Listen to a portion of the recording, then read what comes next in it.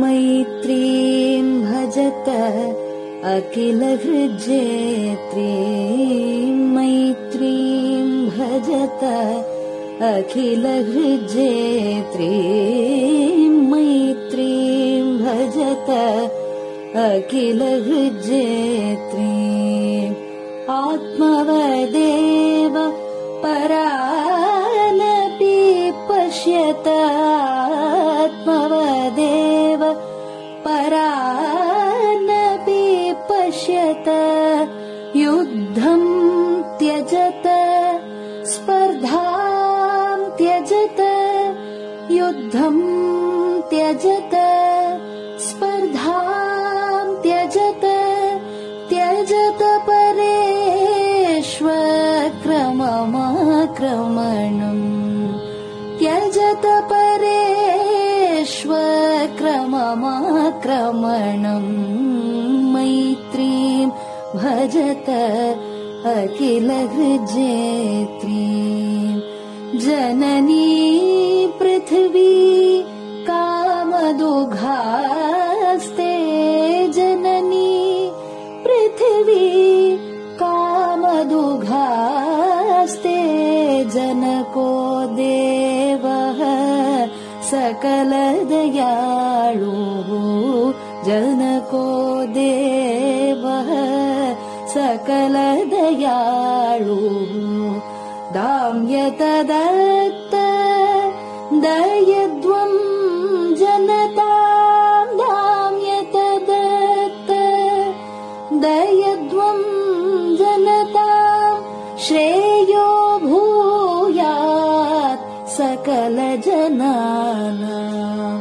श्रेयो भूयात् सकलजनानां श्रेयो भूयात् सकलजनानां श्रेयो भूयात् सकलजनानां श्रेयो भूयात् सकलजनानां.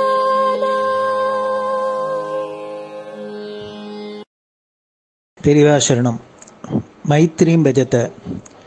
பாடியவர் குமாரி சிவஸ்ரீ ஸ்கந்தபிரசாத். பெரியவா சரணம். வணக்கம். பெரியவா வானொலியின் காலை நிகழ்ச்சிகளுக்கு உங்களை அன்புடன் வரவேற்கிறோம். முதலில் பெரியவா சுப்பிரபாதம்.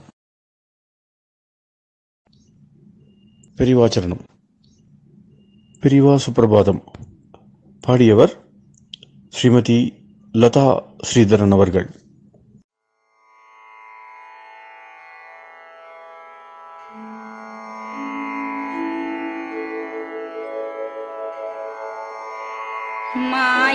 मायात्रियामासु निमीलिताक्षम् लोकत्रियामासु विनिद्रमेनम् लोकस्य रीत्या हि निबोधयामि साक्षात् गुरुं चन्दिरशेखरेन्द्रम् साक्षात् गुरुं चन्दिरशेखरेन्द्रम् प्रातः सरोजकुसुमानि विहाय निद्राम् बालारुणातपसुवर्णमयानि नित्यम् कूजन्मरालकलहं सरवैः स्तुवन्ति श्रीचन्द्रशेखर गुरो तव सुप्रभातम् श्रीचन्द्रशेखर गुरो तव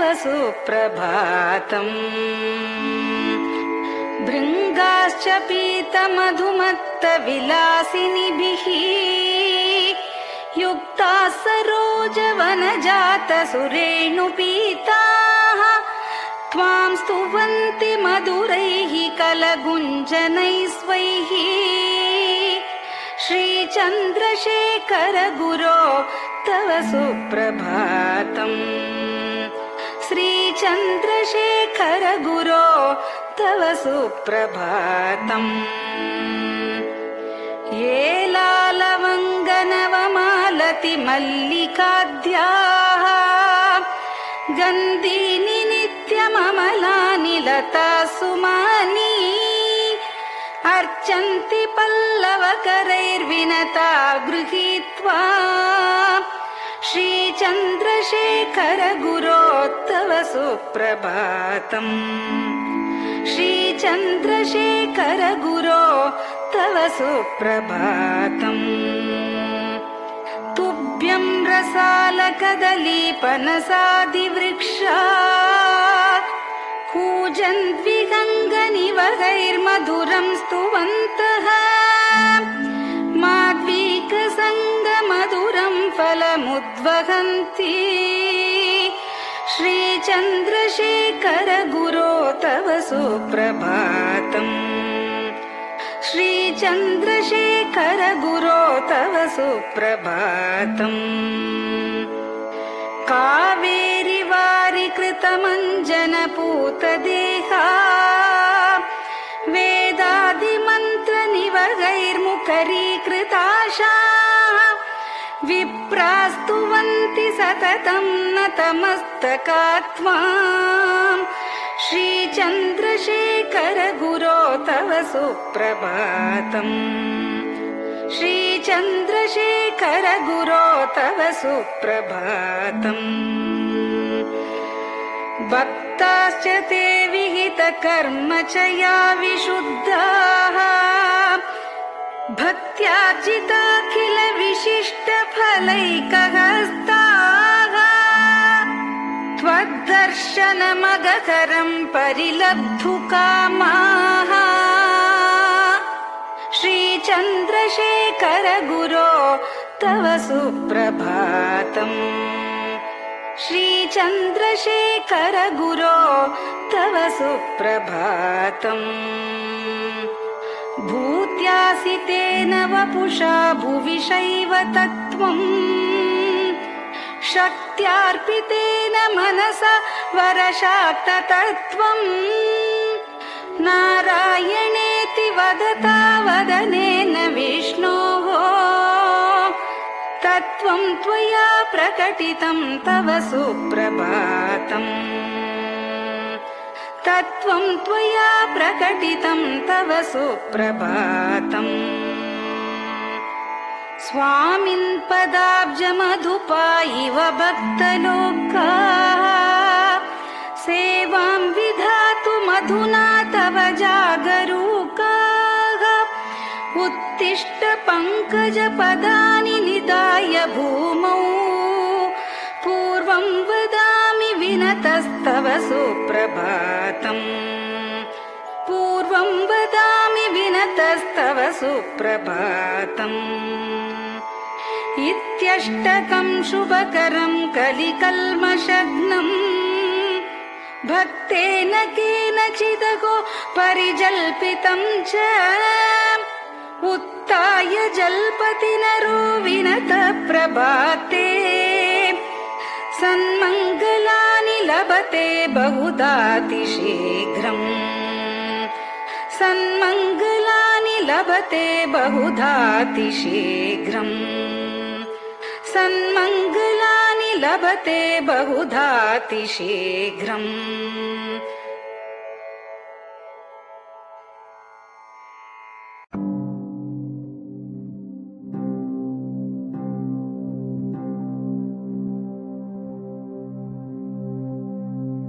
हर हर शङ्कर जय जय शङ्कर हर हर शङ्कर जय जय शङ्कर हर हर शङ्कर जय जय शङ्कर हर हर शङ्कर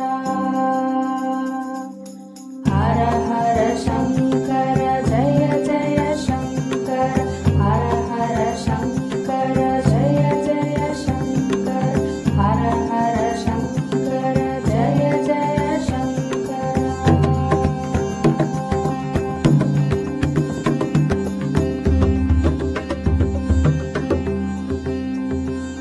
श्रुति स्मृति पुराणानां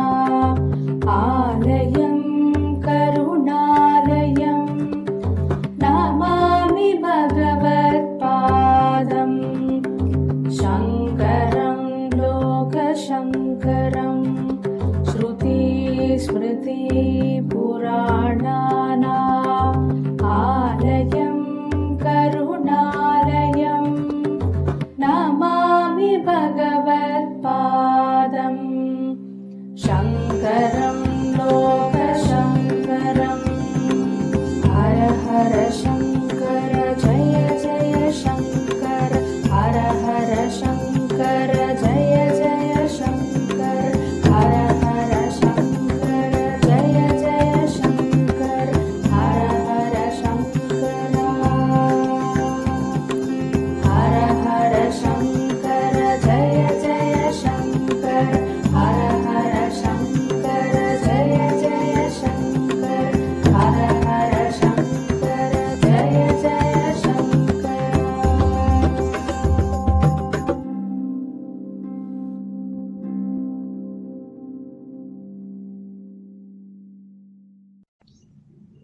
பெரிவாச்சரணம். பெரியவா கராவலம்பம். பாடியவர் ஸ்ரீமதி லதா ஸ்ரீதரன் அவர்கள். प्रातः स्मरामि भवदीयमुखारविन्दम् मन्दस्मितं च जनितापहरं जनानाम् प्रातः स्मरामि भवदीयमुखारविन्दम् मन्दस्मितं च जनितापहरं जनानाम् सम्पत्करीं च भवतोऽत्र कटाक्षलक्ष्मीम् काञ्चीमठेश मम देहि करावलम्बम् सम्पत्करीं च भवतोऽत्र कटाक्षलक्ष्मीम् काञ्चीमठेश मम देहि करावलम्बम् काञ्चीमठेश मम देहि करावलम्बम् काञ्चीमठेश मम देहि करावलम्बम्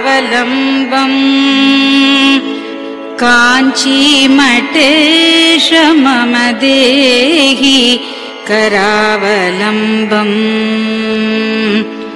प्रातः स्मरामि कलिदोषहराणि यानि हृद्यानि दिव्यमधुराणि मनोहराणि प्रातः स्मरामि कलिदोषहराणि यानि हृद्यानि दिव्यमधुराणि मनोहराणि वाक्यानि तेऽध्यवदनाम्बुजनिर्गतानि काञ्चीमठेश मम देहि करावलम्बम् वाक्यानि तेऽध्यवदनाम्बुजनिर्गतानि काञ्चीमठेश मम देहि करावलम्बम् काञ्चीमठेश मम देहि करावलम्बम् काञ्चीमठेश मम देहि करावलम्बम् काञ्चीमठेश मम देहि करावलम्बम् वक्षस्थलं विमलहेम समानवर्णम् भस्माङ्कितं जनमनोहर कुङ्कुमाक्तम् वक्षस्थलं विमलहेम समानवर्णम् भस्माङ्कितं जनमनोहर कुङ्कुमाक्तम् प्रातः स्मरामि भवतोऽत्र चिरं महात्मन् काञ्चीमठेश मम देहि करावलम्बम् प्रातः स्मरामि भवतोऽत्र चिरं महात्मन् काञ्चीमठेश मम देहि करावलम्बम् काञ्चीमठेश मम देहि करावलम्बम् काञ्चीमठेश मम देहि करावलम्बम् काञ्चीमठेश मम देहि करावलम्बम् मत्तेभतुल्यगमनं च निरीक्ष्यतेऽद्य यात्वा वनान्तरमनन्तगजाश्च लीनाः मत्तेभतुल्यगमनं च निरीक्ष्यतेऽद्य यात्वा वनान्तरमनन्तगजाश्च लीनाः प्रातः स्मरामि गजराजगतिं तवेदम् काञ्चीमठेश मम देहि करावलम्बम् प्रातः स्मरामि गजराजगतिं तवेदम् काञ्चीमठेश मम देहि करावलम्बम् काञ्चीमठेश मम देहि करावलम्बम् काञ्चीमठेश मम देहि करावलम्बम् काञ्चीमठेश मम देहि करावलम्बम् दक्षेण दण्डमवलम्ब्य सदैतरेण हस्तेन चारुकलशं च विराजमानम् दक्षेण दण्डमवलम्ब्य सदैतरेण हस्तेन चारुकलशं च विराजमानम् रक्ताम्बरं च तव चारु कटिं स्मरामि काञ्चीमठेश मम देहि करावलम्बम् रक्ताम्बरं च तव चारु कटिं स्मरामि काञ्चीमठेश मम देहि करावलम्बम् काञ्चीमठेश मम देहि करावलम्बम् काञ्चीमठेश मम देहि करावलम्बम्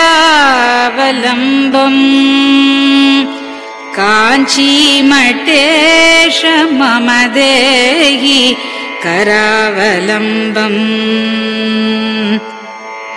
विस्मृत्य दोषमखिलं च ममापराधम् त्रातुं च याध्य भगवन् कृतबद्ध दीक्षा विस्मृत्य दोषमखिलं च ममापराधम् त्रातुं च याध्य भगवन् कृतबद्ध दीक्षा प्रातः स्मरामि यति पुङ्गवतेऽनुकम्पाम् काञ्चीमठेश मम देहि करावलम्बम् प्रातः स्मरामि यति पुङ्गवतेऽनुकम्पाम् काञ्चीमठेश मम देहि करावलम्बम् काञ्चीमठेश मम देहि करावलम्बम् काञ्चीमठेश मम देहि करावलम्बम् काञ्चीमठेश मम देहि करावलम्बम् प्रातः स्मरामि भवदीय पदारविन्दम् यस्मात् प्रयान्ति दुरितानि महान्ति तानि प्रातः स्मरामि भवदीय पदारविन्दम् यस्मात् प्रयान्ति दुरितानि महान्ति तानि आयान्ति तानि मुहुरुद्य सुमङ्गलानि काञ्चीमठेश मम देहि करावलम्बम् आयान्ति तानि मुहुरुद्य सुमङ्गलानि काञ्चीमठेश मम देहि करावलम्बम् काञ्चीमठेश मम देहि करावलम्बम् काञ्चीमठेश मम देहि करावलम्बम् काञ्चीमठेश मम देहि करावलम्बम् स्नानाश्च पानाश्च निषेवणाश्च ध्यानाश्च पापानिलयं प्रयान्ति स्नानाश्च पानाश्च निषेवणाश्च ध्यानाश्च पापानिलयं प्रयान्ति हे तीर्थपादानुसवं पदं ते तीर्थं च तीर्थीकरणं भजामि हे तीर्थपादानुसवं पदं ते तीर्थं च तीर्थीकरणं भजामि काञ्चीमठेश मम देहि करावलम्बम् काञ्चीमठेश मम देहि करावलम्बम्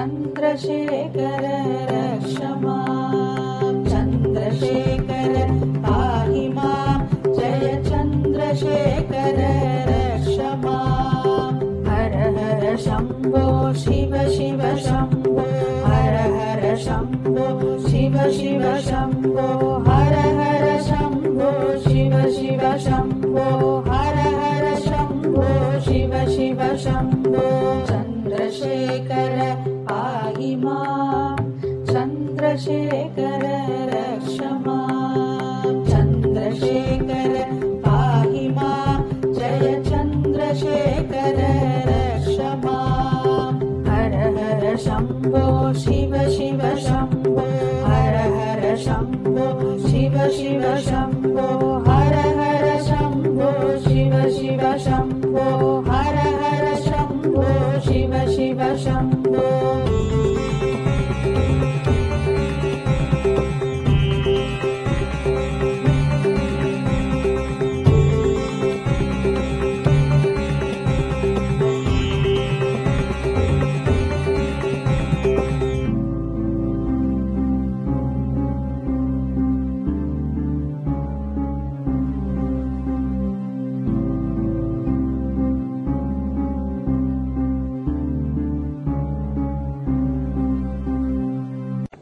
பெரியவா சரணம். பெரியவா வானொலி நேயர்களுக்காக இந்த கொரோனாங்கிற ஒரு கொடிய நோய் உலகை விட்டு போய் எல்லோரும் ஆரோக்கியமா சௌக்கியமா வாழறதுக்காக ஜெகத்குரு சங்கராச்சாரியர் ஸ்ரீ காஞ்சி காமகோடி பீடாதிபதி ஸ்ரீ சங்கர விஜயேந்திர சரஸ்வதி பாலபிரிவா இந்திராட்சி சிவகவச்சம் அப்படிங்கிற ஒரு ஸ்லோகத்தை பாராயணம் பண்ண சொல்லியிருக்கா. அதனால குரு ஆணைப்படி இந்த இந்திராட்சி சிவகவச்ச ஸ்லோகத்தை பெங்களூர் பசவங்குடி ஸ்ரீ சத்குரு வேத பாடசாலை அத்தியாபகர் பிரம்மஸ்ரீ டாக்டர் ஸ்ரீனிவாச சர்மா அவர்கள் தங்களோட மாணவர்களோட சொல்றத இப்ப பெரியவா வானொலியில ஒலிபரப்பப்படுறது. இத கேட்டாலே இது ஒலிக்கிற இடத்திலேருந்தே வியாதி முதலான சகல கஷ்டங்களும் போகும் அப்படின்னு மகாபெரிவாளும் சொல்லியிருக்கா, காஞ்சி ஆச்சாரியாலும் ஆணை பண்ணியிருக்கா. அதுபடி உங்களுக்கு இந்த இந்திராட்சி சிவகவச்ச ஸ்லோகம் வழங்கப்படுறது. பெரியவா சரணம். ஓம் ஸ்ரீ குருப்யோ நமஹ. ஹரிஹி ஓம். மகாகணபதயே நமஹ. வாக்தேவ்யை நமஹ. மாத்ருப்யோ நமஹ. பித்ருப்யோ நமஹ. ஆச்சார்யேभ्यो நமஹ. அதிதிதேவதாभ्यो நமஹ. श्री सद्गुरु परब्रह्म देवताभ्यो नमः. सर्वमंगलमांगल्ये शिवे सर्वार्थसाधिके शरण्ये त्र्यंबके देवी नारायणि नमोस्तुते. नमो देव्यै महादेव्यै शिवायै सततं नमः. नमः प्रकृत्यै भद्रायै नियताः प्रणतास्मताम्.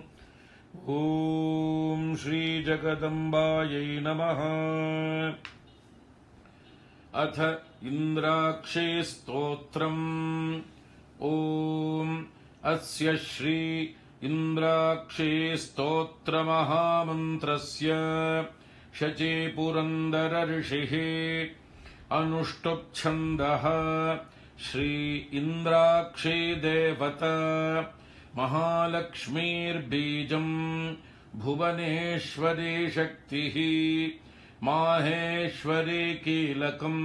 श्री इन्द्राक्षी देवी प्रसाद सिद्ध्यर्थे जपे विनियोगः.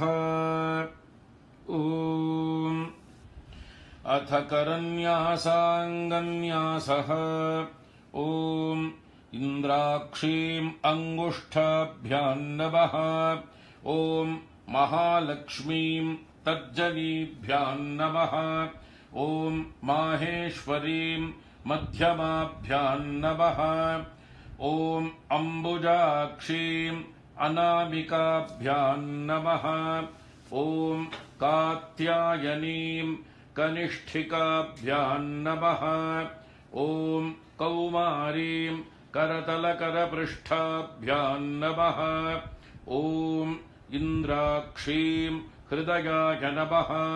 ॐ महालक्ष्मीं शिरसे स्वाहा. ॐ माहेश्वरीं शिखायै वषट्.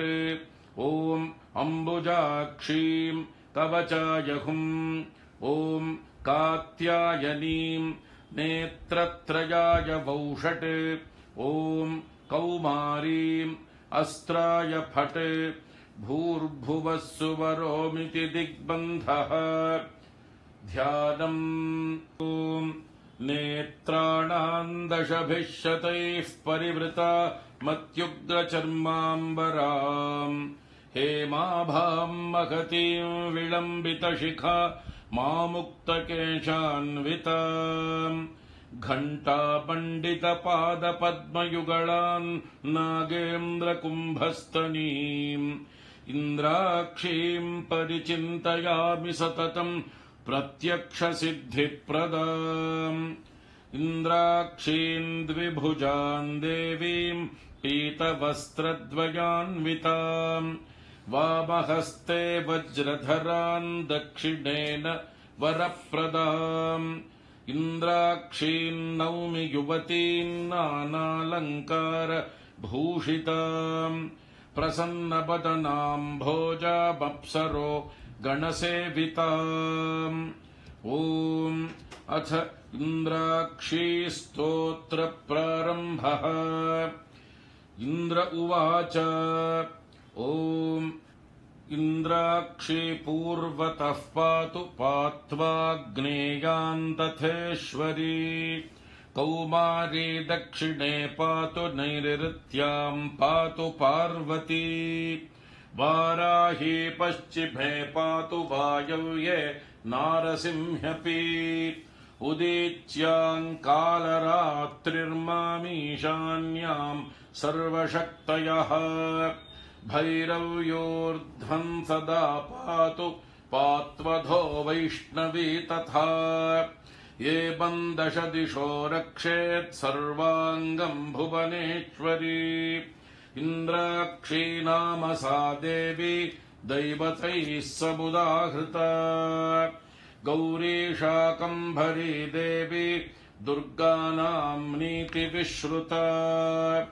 कात्यायनी महादेवी चण्डघण्टा महातपाः सावित्री सा च गायत्री ब्रह्माणी ब्रह्मवादिनी नारायणी भद्रकाली रुद्राणी कृष्णपिङ्गला अग्निज्वाला रौद्रमुखी कालरात्रि तपस्विनी मेघस्वना सहस्राक्षी विकटाङ्गी जडोदरी महोदरी मुक्तकेशी घोररूपा महाबला अजिता भद्रदानन्ता रोगहर्त्री शिवप्रिया शिवदूती कराली च शक्तिश्च परमेश्वरी आर्या दाक्षायणी चैव गिरिजा मेनकात्मजा महिषासुरसंहारी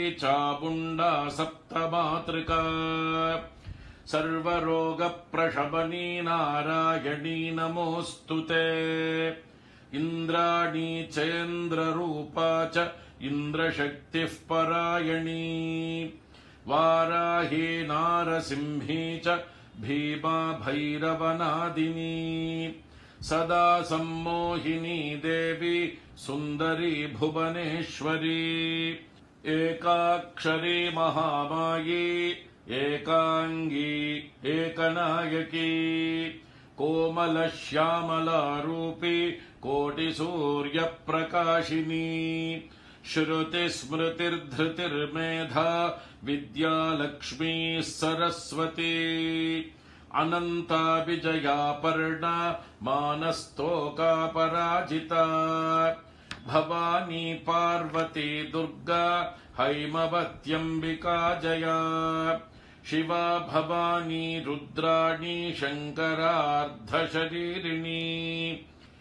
ऐरावत गजारूढा वज्रहस्ता धनुर्धरा ऐन्द्री देवी सदा कालम् शान्तिमाशु करोतु मे एतैर्नामपदैर्दिव्यैस्तुता शक्रेण धीमता आयुरारोग्यमैश्वर्यमपमृत्युभयापहम् क्षयापस्मारकुष्ठादि तापज्वरनिवारणम् शीतज्वरनिवारणमुष्णज्वरनिवारणम् सन्निज्वरनिवारणम् सर्वज्वरनिवारणम् सर्वरोगनिवारणम् सर्वशत्रुनिवारणम् महाभयनिवारणम् मनःक्लेशनिवारणम् शतमावर्तयेद्यस्तु मुच्यते व्याधिबन्धनात्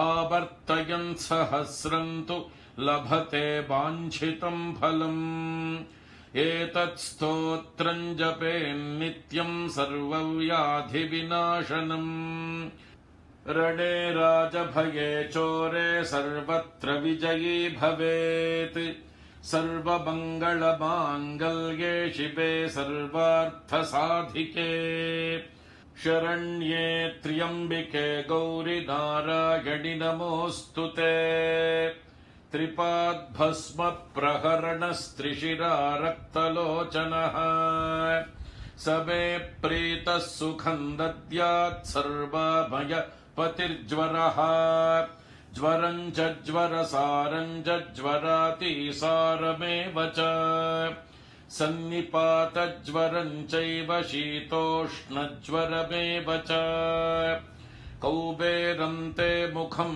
रौद्रं नन्दिमन्नन्दिमावह ज्वरं मृत्युभयं घोरं ज्वरं नाशय मे ज्वर ॐ भस्मायुधाय विद्महे रक्तनेत्राय धीमहि तन्नो ज्वरहरः प्रचोदयात् ॐ ज्वरराजाय विद्महे त्रिशिरस्काय धीमहि तन्नस्त्रिपात् प्रचोदयात् मृत्योस्तुल्यं त्रिलोकीं ग्रसितुमतिरसान्निःसृताः किन्नु जिह्वाः किं वा कृष्णाङ्घ्रिपद्मद्युतिभिररुणिता विष्णुपद्याः पदव्यः प्राप्ताः सन्ध्याः स्मरारे स्वयमुत नुतिभिस्तिस्रयित्यूह्यमानाः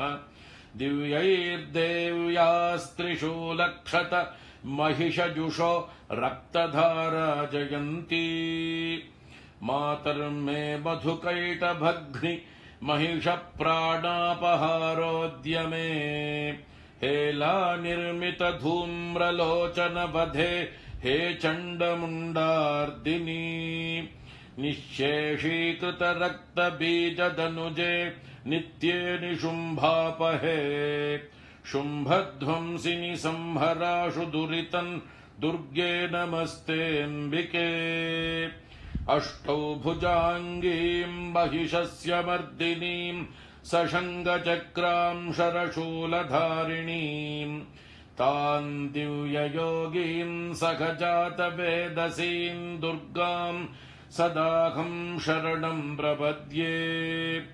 महिषमस्तकनृत्यविनोदनस्फुटरणन्मणिनूपुरमेखला जननरक्षणमोक्षविधायिनी जयतु शुम्भनिशुम्भनिषूदिनी ब्रह्माणी कमलेन्दुसौम्यवदना माहेश्वरी लीलया कौमारी रिपुदर्पणाशनकरी चक्रायुधा वैष्णवी वाराही घनघोर घर्घरमुखे दंष्ट्री च चक्रायुधा चामुण्डा गणनाथ रुद्रसहिता रक्षन्तु मां मातरः उद्धतौ मधुकैटभौ महिषासुरन्तु निहत्यतम् धूम्रलोचन चण्डमुण्डक रक्तबीज मुखांश्च तान्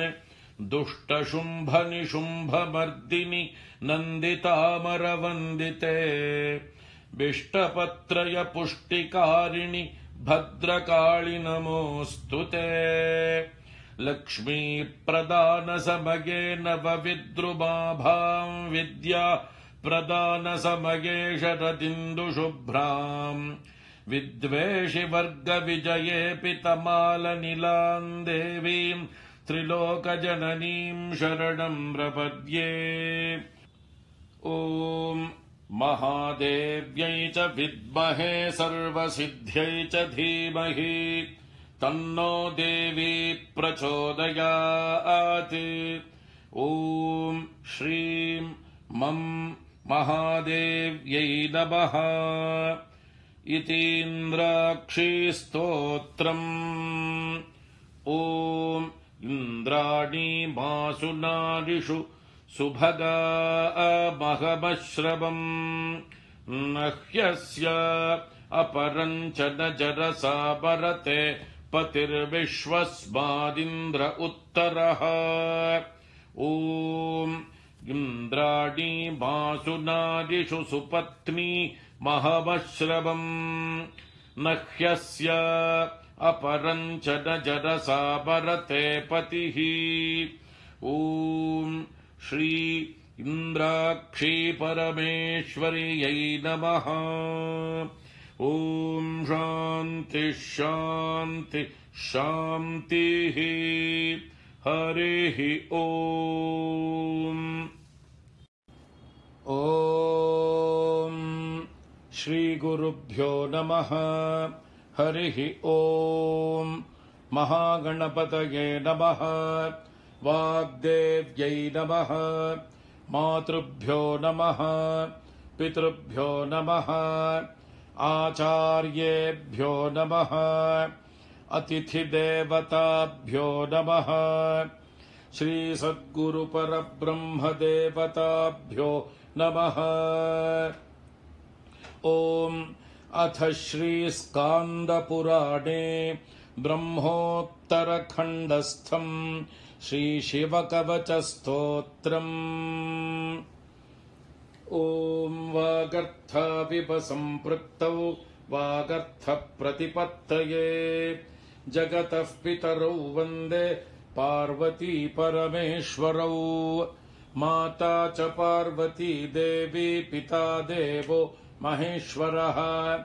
बान्धवाः शिवभक्ताश्च स्वदेशो भुवनत्रयम्। मृत्युञ्जयाय रुद्राय नीलकण्ठाय शम्भवे अमृतेशाय शर्वाय महादेवाय ते नमः। ॐ श्रीसाम्ब सदाशिव परब्रह्मदेवताभ्यो नमः।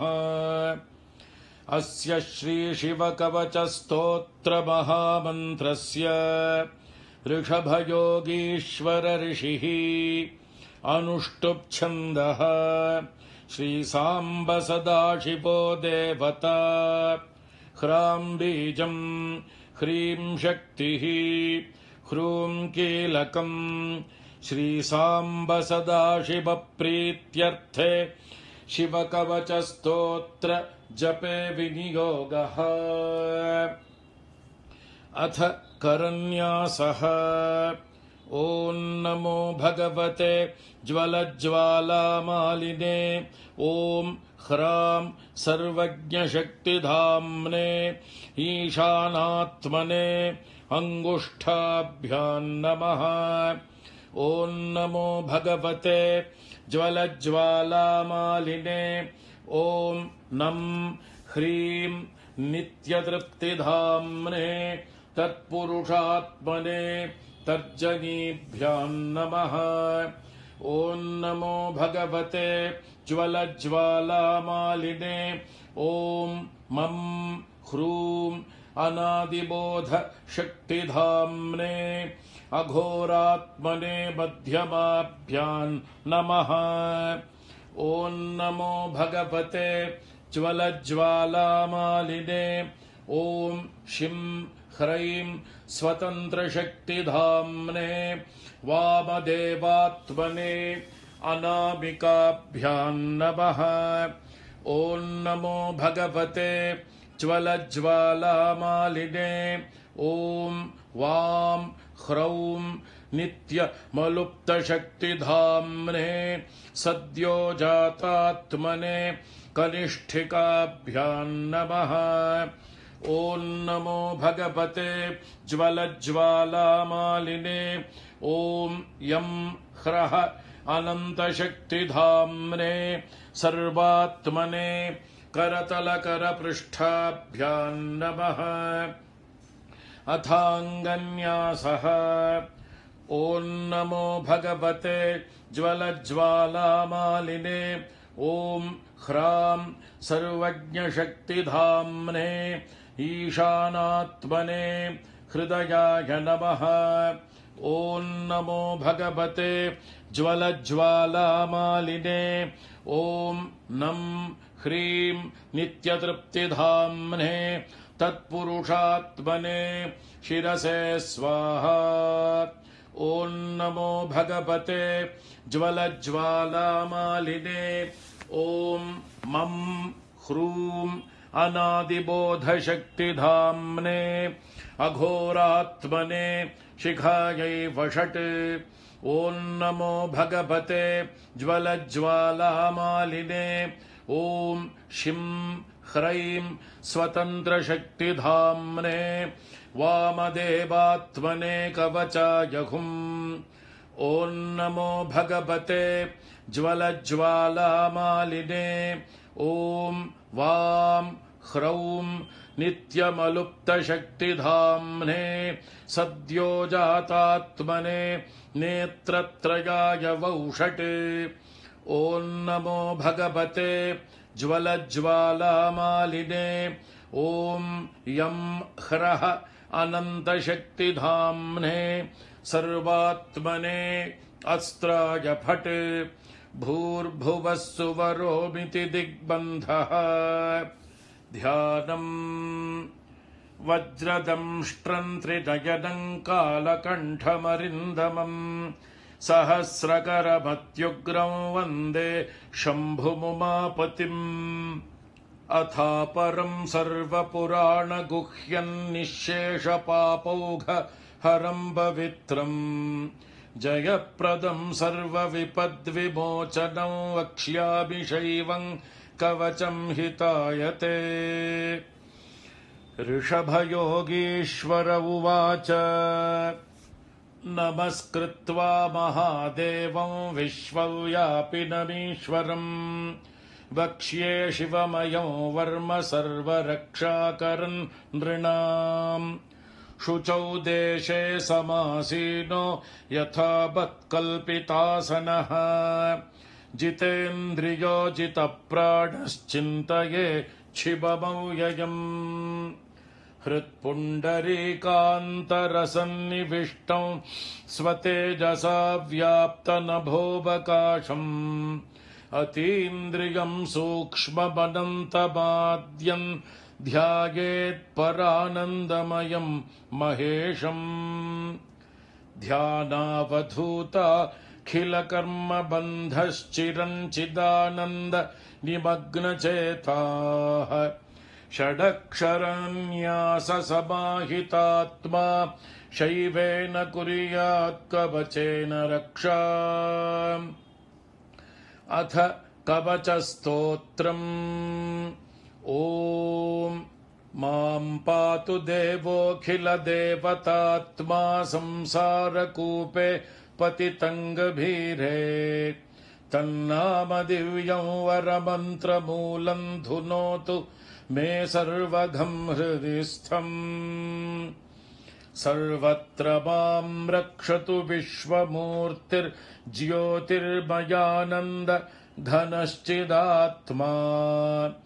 अणोरणीयानुरुशक्तिरेकः स ईश्वरः पातु भयादशेषात्।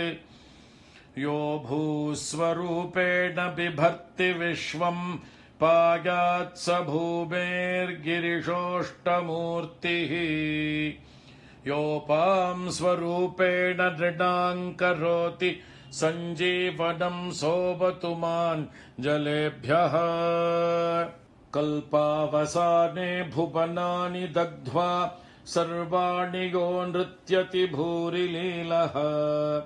सकालरुद्रोऽवतु मान्दवाग्नेर्वात्यादि भीतेरखिलाश्च तापात्। प्रदीप्तविद्युत्कनकावभासो विद्यावराभीतिकुठारपाणिः। चतुर्मुखस्तत्पुरुषस्त्रिनेत्रः प्राच्यां स्थितो रक्षतु मामजस्रम्। कुठारवेदाङ्कुशपाशशूलः कपालमालाक्ष गुणान्दधानः। चतुर्मुखो नीलरुचिस्त्रिनेत्रः पायादघोरो दिशि दक्षिणास्याम्। कुन्देन्दुशङ्खस्फटिकावभासो वेदाक्षमालावरदाभयाङ्कः। त्र्यक्षश्चतुर्वक्त्र उरुप्रभावः सद्योऽधिजातोऽवतु मां प्रतीच्याम्। वराक्षमालाभयटङ्क हस्तः सरोजकिञ्जल्कसमानवर्णः। त्रिलोचनश्चारुचतुर्मुखो मां पायादुदीच्यां दिशि वामदेवः। वेदाभयेष्टाङ्कुशटङ्कपाशः कपाल ढक्काक्षकशूलपाणिः। सितद्युतिः पञ्चमुखो बतान्मा मीशान ऊर्ध्वम् परमप्रकाशः मूर्धानमव्यान्मम चन्द्र मौलिर्भालम् ममाव्यादथ भालनेत्रः नेत्रे ममाव्याद्भगनेत्रहारी नासां सदा रक्षतु विश्वनाथः पायाच्छ्रुति मे श्रुतिगीतकीर्तिः कपोलमव्या सततं कपाली वक्त्रं सदा रक्षतु पञ्चवक्त्रो जिह्वां सदा रक्षतु वेदजिह्वः कण्ठं गिरीशोऽवतु नीलकण्ठः पाणिद्वयं पातु पिनाकपाणिः स्कन्धौ वृषस्कन्धगतिश्च सोऽव्यात् पार्श्वद्वयं पातु सुरासुरेशः दोर्मूलमव्यान्मम धर्मबाहुर्वक्षस्थलं दक्षमखान्तकोऽव्यात् ममोदरं पातु गिरीन्द्रधन्वा मध्यं ममाव्यान्मदनान्तकारी हेरम्बतातो मम पातु नाभिं पायात् कटिन् धूर्जटिरीश्वरो मे स्मरारिरव्यान्मम गुह्यदेशं पृष्ठं सदा रक्षतु शूलपाणिः ऊरुद्वयं पातु कुबेरमित्रो जानुद्वयं मे जगदीश्वरो व्यात् जङ्घायुगं पुङ्गवकेतुरव्यात् पादौ ममाव्यात् सुरवन्द्यपादः महेश्वरः पातु दिनादियामे मां मध्ययामेवतु वामदेवः त्रिलोचनः पातु तृतीययामे वृषध्वजः पातु दिनान्त्ययामे पायान्निषादौ शशिशेखरो मां गङ्गाधरो रक्षतु मान्निशीथे गौरीपतिः पातु निशावसाने मृत्युञ्जयो रक्षतु सर्वकालम् अन्तःस्थितं रक्षतु शङ्करो मां स्थाणुः सदा पातु बहिःस्थितं माम् तदन्तरे पातु पतिः पशूनां सदाशिवो रक्षतु मां समन्तात् तिष्ठन्तमव्याद्भुवनैकनाथः पाया ध्वरजन्तं प्रमथाधिनाथः वेदान्तवेद्योऽवतु मान्निषण्णं मामव्ययः पातु शिवशयानम् मार्गेषु मां रक्षतु नीलकण्ठः शैलादिदुर्गेषु पुरत्रयारिः अरण्यवासादिमहाप्रवासे पायान्मृगव्याधौदारशक्तिः कल्पान्तकालोऽग्रपटुप्रकोपस्फुटाट्टहासोच्चलिताण्डकोशः घोरारिसेनार्णवदुर्निवार महाभयाद्रक्षतु वीरभद्रः पत्यश्वमातङ्ग घटावरूथः सहस्रलक्षायुत कोटिभीषणम् अक्षौहिणीनां शतमाततायिनां छिन्द्यान् मृडो घोरकुठारधारय निहन्तु दस्यून् प्रलयानलार्चिर्ज्वलत्रिशूलम् त्रिपुरान्तकस्य शार्दूलसिंहर्क्षवृकादिहिंस्रान् सन्त्रासयत्वेषधनुः पिनाकः दुःस्वप्नदुःशकुनदुर्गतिदौर्मनस्य दुर्भिक्षदुर्व्यसन दुस्सह दुर्यशांसि उत्पाततापविषभीति मसद्ग्रहार्तिं व्याधींश्च नाशयतु मे जगतामधीशः।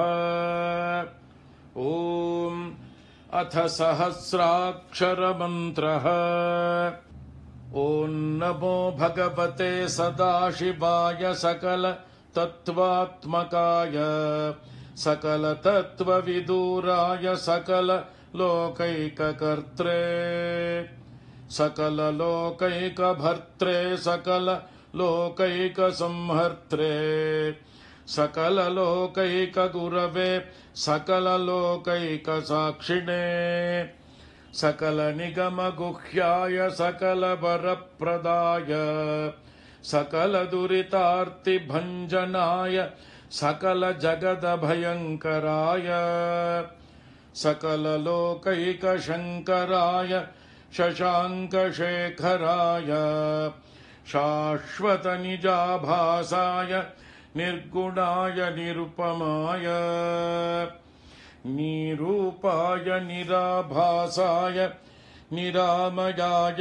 निष्प्रपञ्चाय निष्कलङ्काय निर्द्वन्द्वाय निस्सङ्गाय निर्मलाय निर्गमाय नित्यरूपविभवाय निरुपमविभवाय निराधाराय नित्यशुद्धबुद्धपरिपूर्ण सच्चिदानन्दाद्वयाय परमशान्तप्रकाशाय तेजोरूपाय जय जय महारुद्र महारौद्र भद्रावतार दुःखदावदारुण महाभैरव कालभैरव कल्पान्तभैरव कपालमालाधर खट्वाङ्गखड्ग चर्मपाशाङ्कुशढमरुशूल चापबाणगदाशक्ति भिण्डिपालतोमरमुसलमुद्गर पट्टचपरशू परिघभुषण्डेशतघ्नि चक्राद्यायुधभीषणकर सहस्रमुखदंष्ट्राकरालवदन विकटाट्टहासविस्फाटित ब्रह्माण्डमण्डल नागेन्द्रकुण्डल नागेन्द्रहार नागेन्द्रवलय नागेन्द्रचर्मधर मृत्युञ्जय त्र्यम्बक त्रिपुरान्तक गंगाधर विरूपाक्ष विश्वेश्वर विश्वरूप वृषभवाहन विषभूषण सर्पभूषण विश्वतो मुख सर्वतो मां रक्ष रक्ष ज्वल ज्वल प्रज्वल प्रज्वल महामृत्युभयमपमृत्युभयन्नाशय नाशय रोगभयमुत्सादयोत्सादय विषसर्पभयं शमय शमय चोरान्मारय मारय मम शत्रूनुच्चाटयो चाटय शूलेन विदारय विदारय कुठारेण भिन्धि भिन्धि खड्गेन छिन्धि छिन्धि खट्वाङ्गेन विपोथय विपोथय मुसलेन निष्पेषय निष्पेषय बाणैः सन्ताडय सन्ताडय रक्षांसि भीषय भीषय भूतानि विद्रावय विद्रावय कूष्माण्डवेतालमारीगण ब्रह्मराक्षसान् सन्त्रासय सन्त्रासय ममाभयं कुरु कुरु वित्रस्तं मामाश्वासयाश्वासय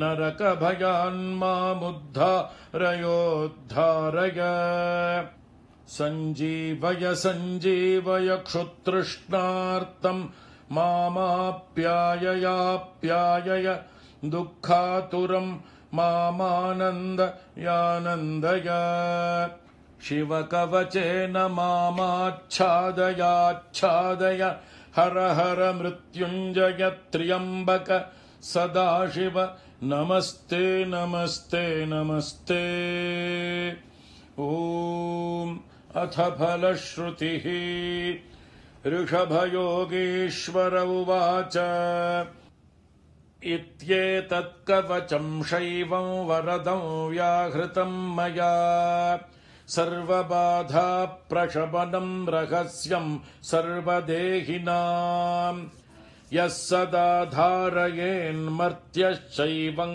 कवचमुत्तमम् न तस्य जायते क्वापि भयं शम्भोरनुग्रहात् क्षीणायुर्मृत्युमापन्नो महारोगहतोऽपि वा सद्यः सुखमवाप्नोति दीर्घमायुश्च विन्दति सर्वदारिद्र्यशमनं सौमङ्गल्यविवर्धनम् यो धत्ते कवचं शैवं सदेवैरपि पूज्यते महापातकसङ्घातैर्मुच्यते चोपपातकैः देहान्ते शिवमाप्नोति शिवर्मानुभावतः त्वमपि श्रद्धया वत्स शैवं कवचमुत्तमम् धारयस्व मया दत्तं सद्यः श्रेयो ह्यवाप्स्यसि सूत उवाच इत्युक्त्वा ऋषभो योगी तस्मै पार्थिवसूनवे ददौ शङ्खं महारावं खड्गं चारिनिषूदनम् पुनश्च भस्म सम्मन्त्र्य तदङ्गं सर्वतो स्पृशत् गजानां 600 द्विगुणं च बलं ददौ भस्म प्रभावात् सम्प्राप्त बलैश्वर्यधृतिस्मृतिः स राजपुत्रः शुशुभे शरधर्क इव श्रिया तमाह प्राञ्जलिं भूयः स योगी राजनन्दनम् एष खड्गो मया दत्तस्तपो मन्त्रानुभावतः शितधारमिमं खड्गं यस्मै दर्शयसि स्फुटम् स सद्यो म्रियते शत्रुः साक्षान् मृत्युरपि स्वयम् अस्य शङ्खस्य निर्ह्रादं ये शृण्वन्ति तवाहिताः ते मूर्च्छिताः पतिष्यन्ति न्यस्तशास्त्र विचेतनाः खड्गशङ्खाभिमौ दिव्यौ परसैन्यविनाशिनौ आत्मसैन्यस्य पक्षाणां शौर्यतेजोभिवर्धनौ एतयोश्च प्रभावेन शैवेन कवचेन च 2,600 नागानां बलेन महतापि च भस्मधारणसामर्थ्याच्छत्रुसैन्यं विजेष्यसि प्राप्त्य सिंहासनं पित्र्यङ्गोप्तासि पृथिवीमिमाम् इति भद्रायुषं सम्यगनुशास्य समातृकम् ताभ्यां सम्पूजितः सोऽथ योगी स्वैरगतिर्ययौ इति श्रीस्कान्दपुराणे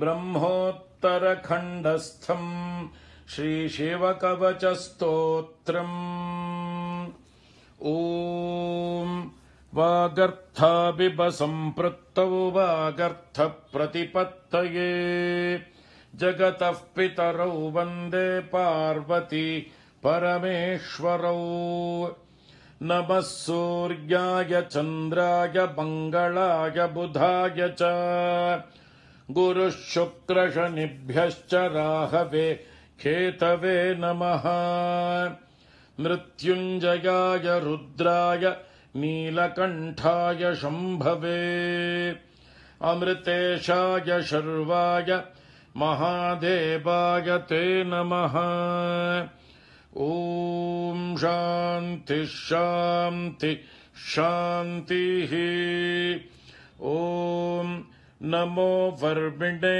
च वरोधिने च नमो बिल्बिने च कवचिने च नमः श्रुताय च श्रुत सेनाय च नमः शम्भवे च मयो भवे च नमः शङ्कराय च मयस्कराय च नमः शिवाय च शिवतराय च ॐ त्वन्तुरीगा वशिनी वशासि सकृत्य त्वा मनसा गर्भ आशयत् वशात्वं वशिनी गच्छ देवान् सत्याः सन्तु यजमानस्य कामाः समस्तसन्मङ्गलानि भवन्तु ॐ शान्ति शान्ति शान्तिः श्रीगुरुभ्यो नमः हरिः ॐ तत्सत् सर्वं श्रीकृष्णार्पणमस्तु பெரியவா சரணம். நீங்கள் கேட்க இருப்பது பெரியவா குரல். மகா பெரியவா உபன்யாசங்களில் இருந்து சில பகுதிகள்.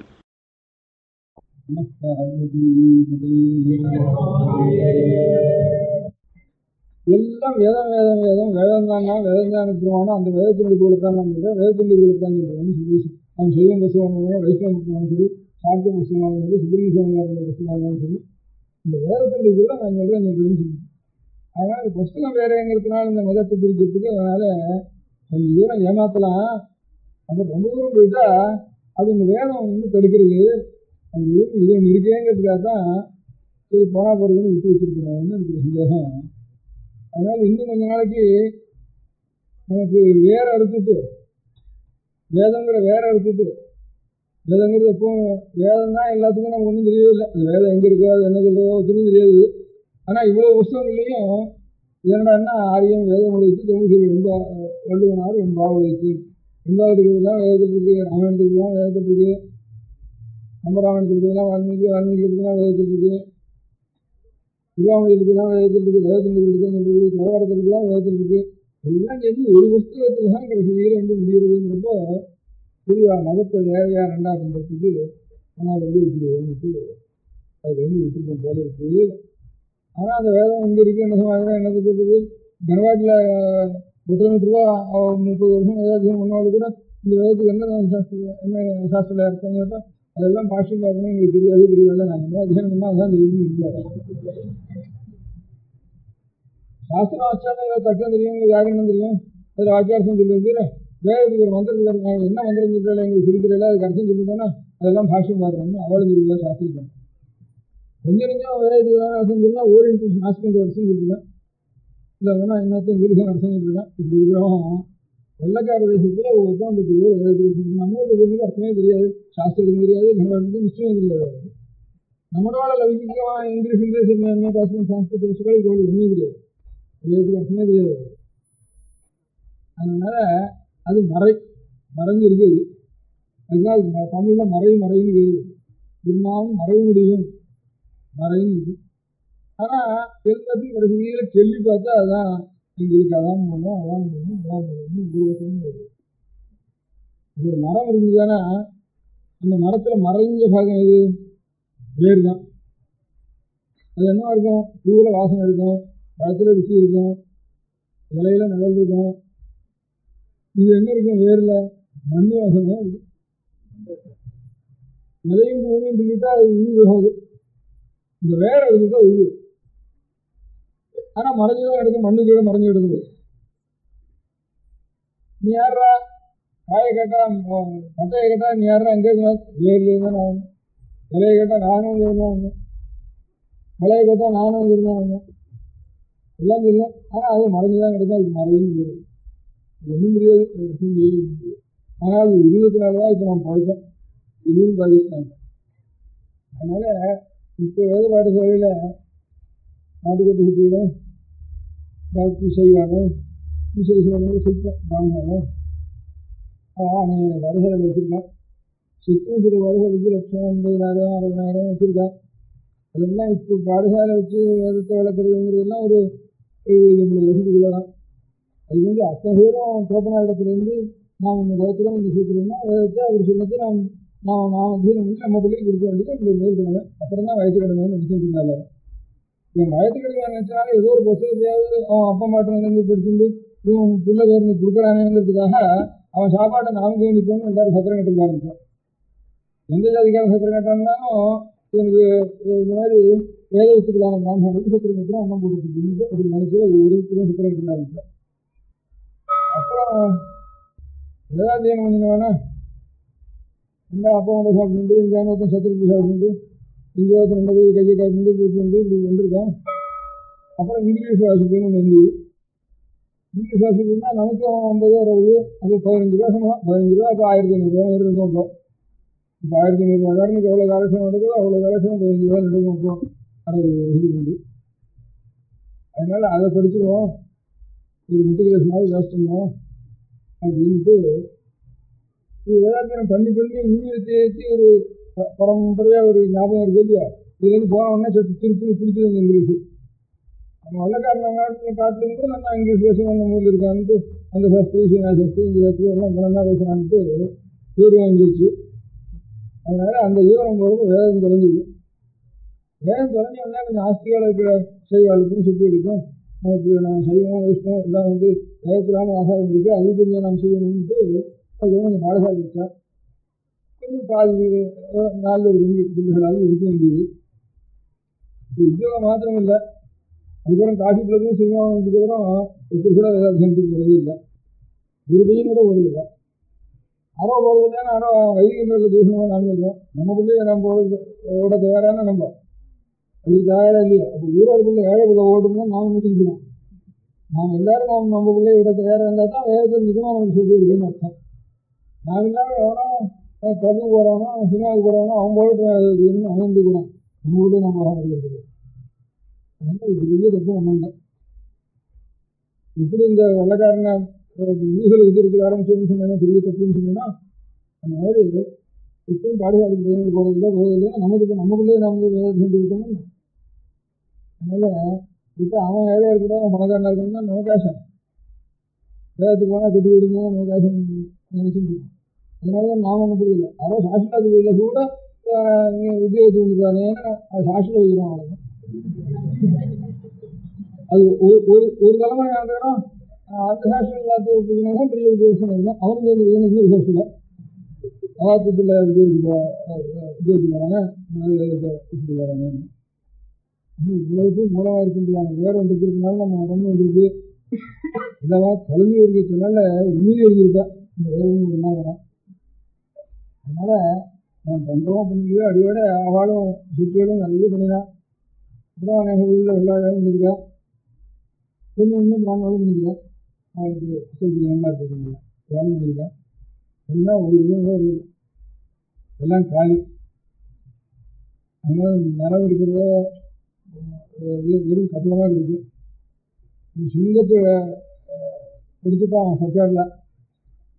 அப்புறம் டோல்கேட்டெல்லாம் இடிஞ்சு போச்சு. இந்த மாதிரி பாடசாலைக்கு பையன் வந்தேன்னா அதுவும் இடிக்கிறதுக்கு ஆரம்பிச்சுது.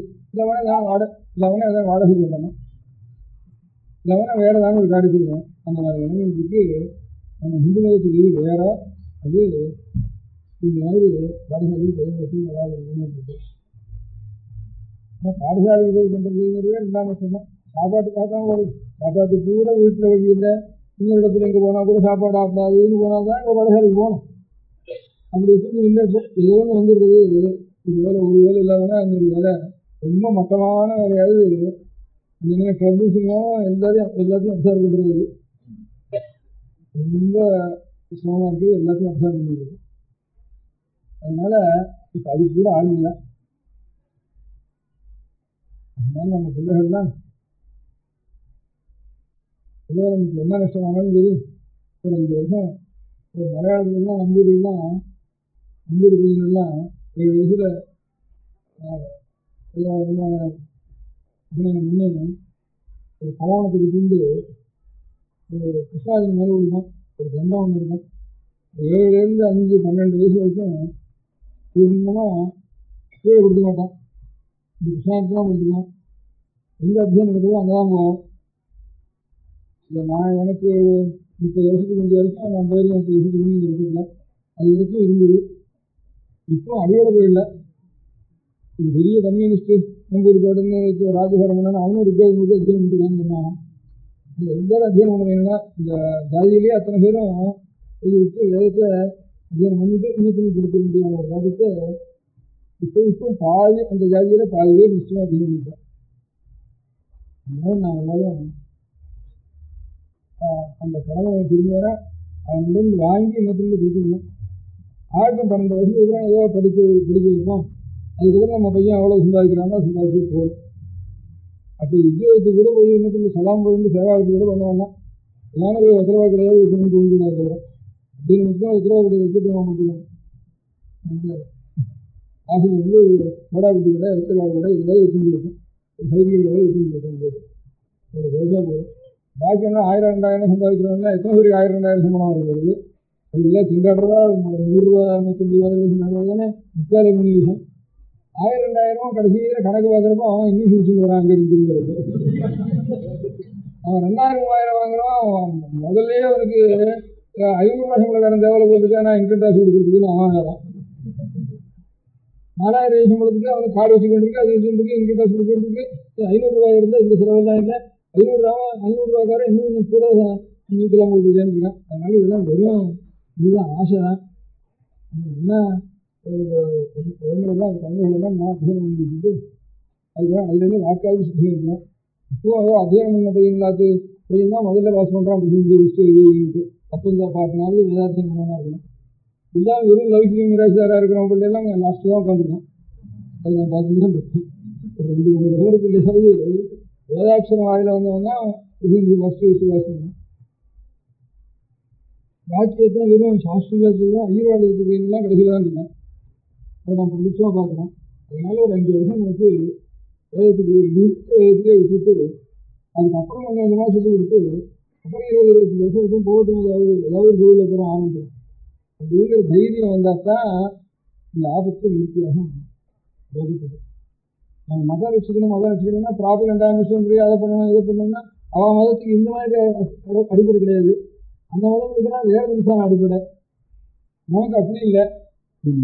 மறை இருந்ததுன்னா எல்லாத்தையும் கலையும் தப்புவோம். அந்த வேதத்தை வச்சிருக்க அனுப்புவானோ அவருடைய தபசு இதனாலதான் நம்ம நிற்கிறது.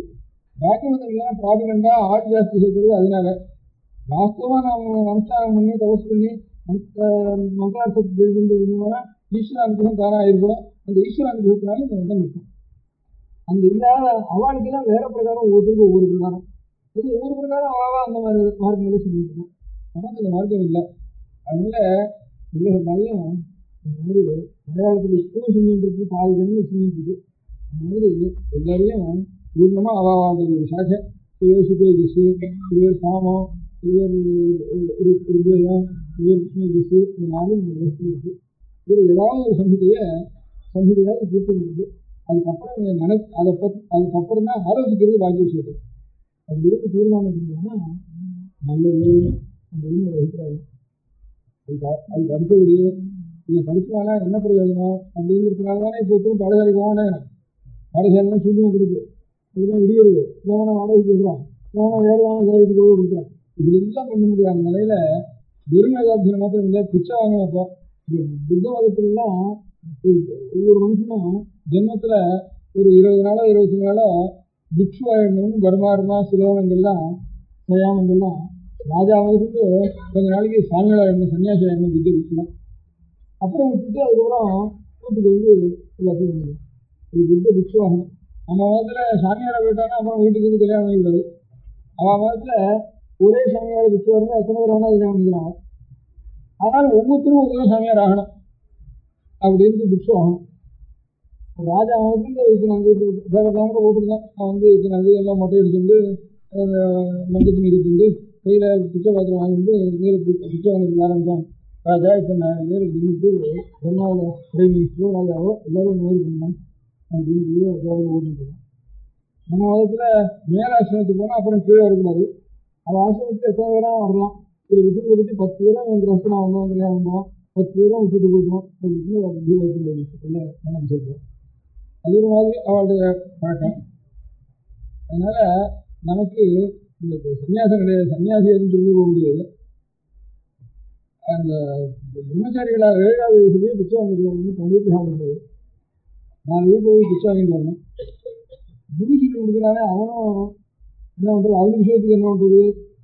குருகுலங்கிறது இதாக இருக்கும். குருகுலம் கொடுக்கலான்னு நிறைய பண வசூல் கொண்டு குருகுலம் பேரை போட்டு அவனுக்கு சமாதத்தை போட்டு இவனுக்கு பணத்தை கொடுத்து உட்காந்துக்கலாம். அது குருகுலமே இல்லை. இது அதனால குருகுலம்னா கல்யாணம் குருகுலத்துக்கு வேண்டி விட்டுற வேண்டியது. உபநயனம்னா உபநயனா கிட்ட, நயனம்னா அழிச்சு போகிறதுன்னு இருக்கும். குரு கிட்ட அழிச்சு போகிறது தான் உபநயனம்னு இது. நயனம்னா அழைத்து கொண்டு போவதற்கு தான் நயனம், அழைச்சிட்டு போகிறதுக்கு தான் நயனம் இது. நாயகன்னா நடத்துகிறவன், அதுதான் நாயகன். சேனாநாயகன்னு சொல்லுவோம். இது கூட லங்கையில கொண்டாடி சேனாநாயகான்னு சொல்லுவோம். சேனாநாயகன்னா நாயருங்கிறது அதான் அர்த்தம். நம்ம தேசத்தில் நாயக்கருங்கிறது அதான் அர்த்தம். நாயுடுங்கிறதுக்கு அதான் அர்த்தம். ஒரு சைன்யத்துக்கு அதுக்கு வீடாக இருக்கும். படையாட்சின்னு சொல்கிறோம், படையாட்சி வந்துடும், படையாட்சின்னு இருக்கும். இந்த மாதிரி நாயக்கன்னு சொல்கிறோம். இந்த படையாட்சிகளே தான் நம்ம கடலூர் வரைக்கும் படையாட்சின்னு வேறு, கடலூருக்கு அப்புறம் செங்கல்பட்டு மெட்ராஸ் வரைக்கும் நாயக்கர்னு வேறு, அவளுக்கு வன்னியர்களுக்கு. இந்த மாதிரி நாயகன்னா நடத்தி வைக்கிறவன் அப்படின்னு. கண்ணுக்கு சர்வேசுக்காக நயனம் பிரசாரம்னு சொல்லணும். நயனம்னா கண்ணுக்கு பேர். கண் என்ன பண்ணுறது? அதுவும் நம்ம கழி கொடுத்து அழிச்சுன்னு போடுது. பட்டையனை நடத்திட்டு போகிறவங்க கையில் ஒரு கழி கொடுத்து மொத்தம் ஒரு பையன் வந்து அழிச்சுன்னு போகிறான். அவன் தான் இவங்க நாயகன். நாயகன்னா நடத்தி அழித்து கொண்டு போகிறவன் அப்படின்னு இருக்கும். கண் இல்லாததுன்னா கை வேண்டியிருக்கு, ஒரு ஆள் வேண்டியிருக்கு. கண் இருக்கிறவனுக்கு, கண் இல்லாதவனுக்கு இந்த ஆளும் கழியும் எந்த வேலை செய்யுறதோ அந்த வேலை இந்த கண் செய்யறதோ இல்லையா? கண் தான் நமக்கு இந்த இடத்துலேருந்து அங்கே அழிச்சு கொடுக்கணும். கண் இல்லாமல் இன்னொரு ஆளுநர் வந்து அழிச்சு கொடுக்குது. அதுக்காக இன்னும் நயனம் தான். நயனம் பேர் இருந்துச்சு. காரணம் நம்ம ஒரு இடத்துல இன்னொரு இடத்துக்கு அழிச்சுட்டு போடுறது, நடத்தி வைத்து கொண்டு போடுறது. அதனால கண்ணுக்கு நயனம்னு பேர். உபநயனம்னா குருவுடைய சீரத்துக்கு அழித்து கொண்டு போவது, அது விட்டுறது. ஒரு 5 வருஷம் அந்த விஷயமும் விட்டுறது. சாப்பாட்டுக்கு என்ன பண்ணுறதுன்னா, இது பிச்சை வாங்குறது 5 எத்தனை வீட்டில் 20 வீட்டில் பிச்சை வாங்கினோம்னா வாத்தியார் என்ன ஒன்று சாப்பிட்றதுக்கு நம்ம வயதுக்கு வந்து வாத்தியார் வயதுன்னு பண்ண முடியாது. பிச்சை வாங்கி தர வேண்டியது, வாத்தியார் கொடுக்க வேண்டியது அன்னன்னைக்கு சாப்பாட்டில். சோறாக தான் இருக்குது. சம்பளம்லாம் பேங்க்கு செக்கு அதெல்லாம் என்ன கிடையாது. இப்போ சோத்தோட சேருனா மறுநாளைக்கு இருக்காது, தின்னு தீர்த்துங்க அன்றைக்கி. அதுக்கப்புறம் பழம்னு இன்னும் மறுநாளைக்கு அடுத்த வருஷம், அதுக்கப்புறம் அடுத்த செஞ்சுரி வரைக்கும் இருக்க முடியாது. சமாதானம் இருந்தாலும் அதில் தான் தில்லு வந்து போகிறது எல்லாம் பண்ண முடியும். சோத்தில் அதிகமாக போகிறது முடியாது, தின்னு தான் தீக்கணும். 1000 பேருக்கு சோறு போட்டால் அப்படி அவ்வளவு இருக்கிற வேலை வீணாக தானே போகிறதுன்னா எனக்கு எதுவும் இல்லை. அவ்வளவுக்கும் நறுக்கிறவங்க காத்துட்டு இருக்காங்க. அதுவும் ஒரு வயத்துல தான் போடுது. இல்லைன்னா காக்காவை காத்துட்டு இருக்கு. இவங்க மனுஷனுக்கு போடுறதா வசதி காக்காய்க்கு போடுறதுக்கு மற்றவாங்க ஒன்றும் நஷ்டம் இல்லை. ஏதோ ஒரு ஆத்மா இல்லாமல் எங்கேயாவது அது திண்டாடு தான் திண்டாடு. இதுக்கு ஒன்றும் நஷ்டம் இல்லை, எரியாதோ நஷ்டம் இல்லை.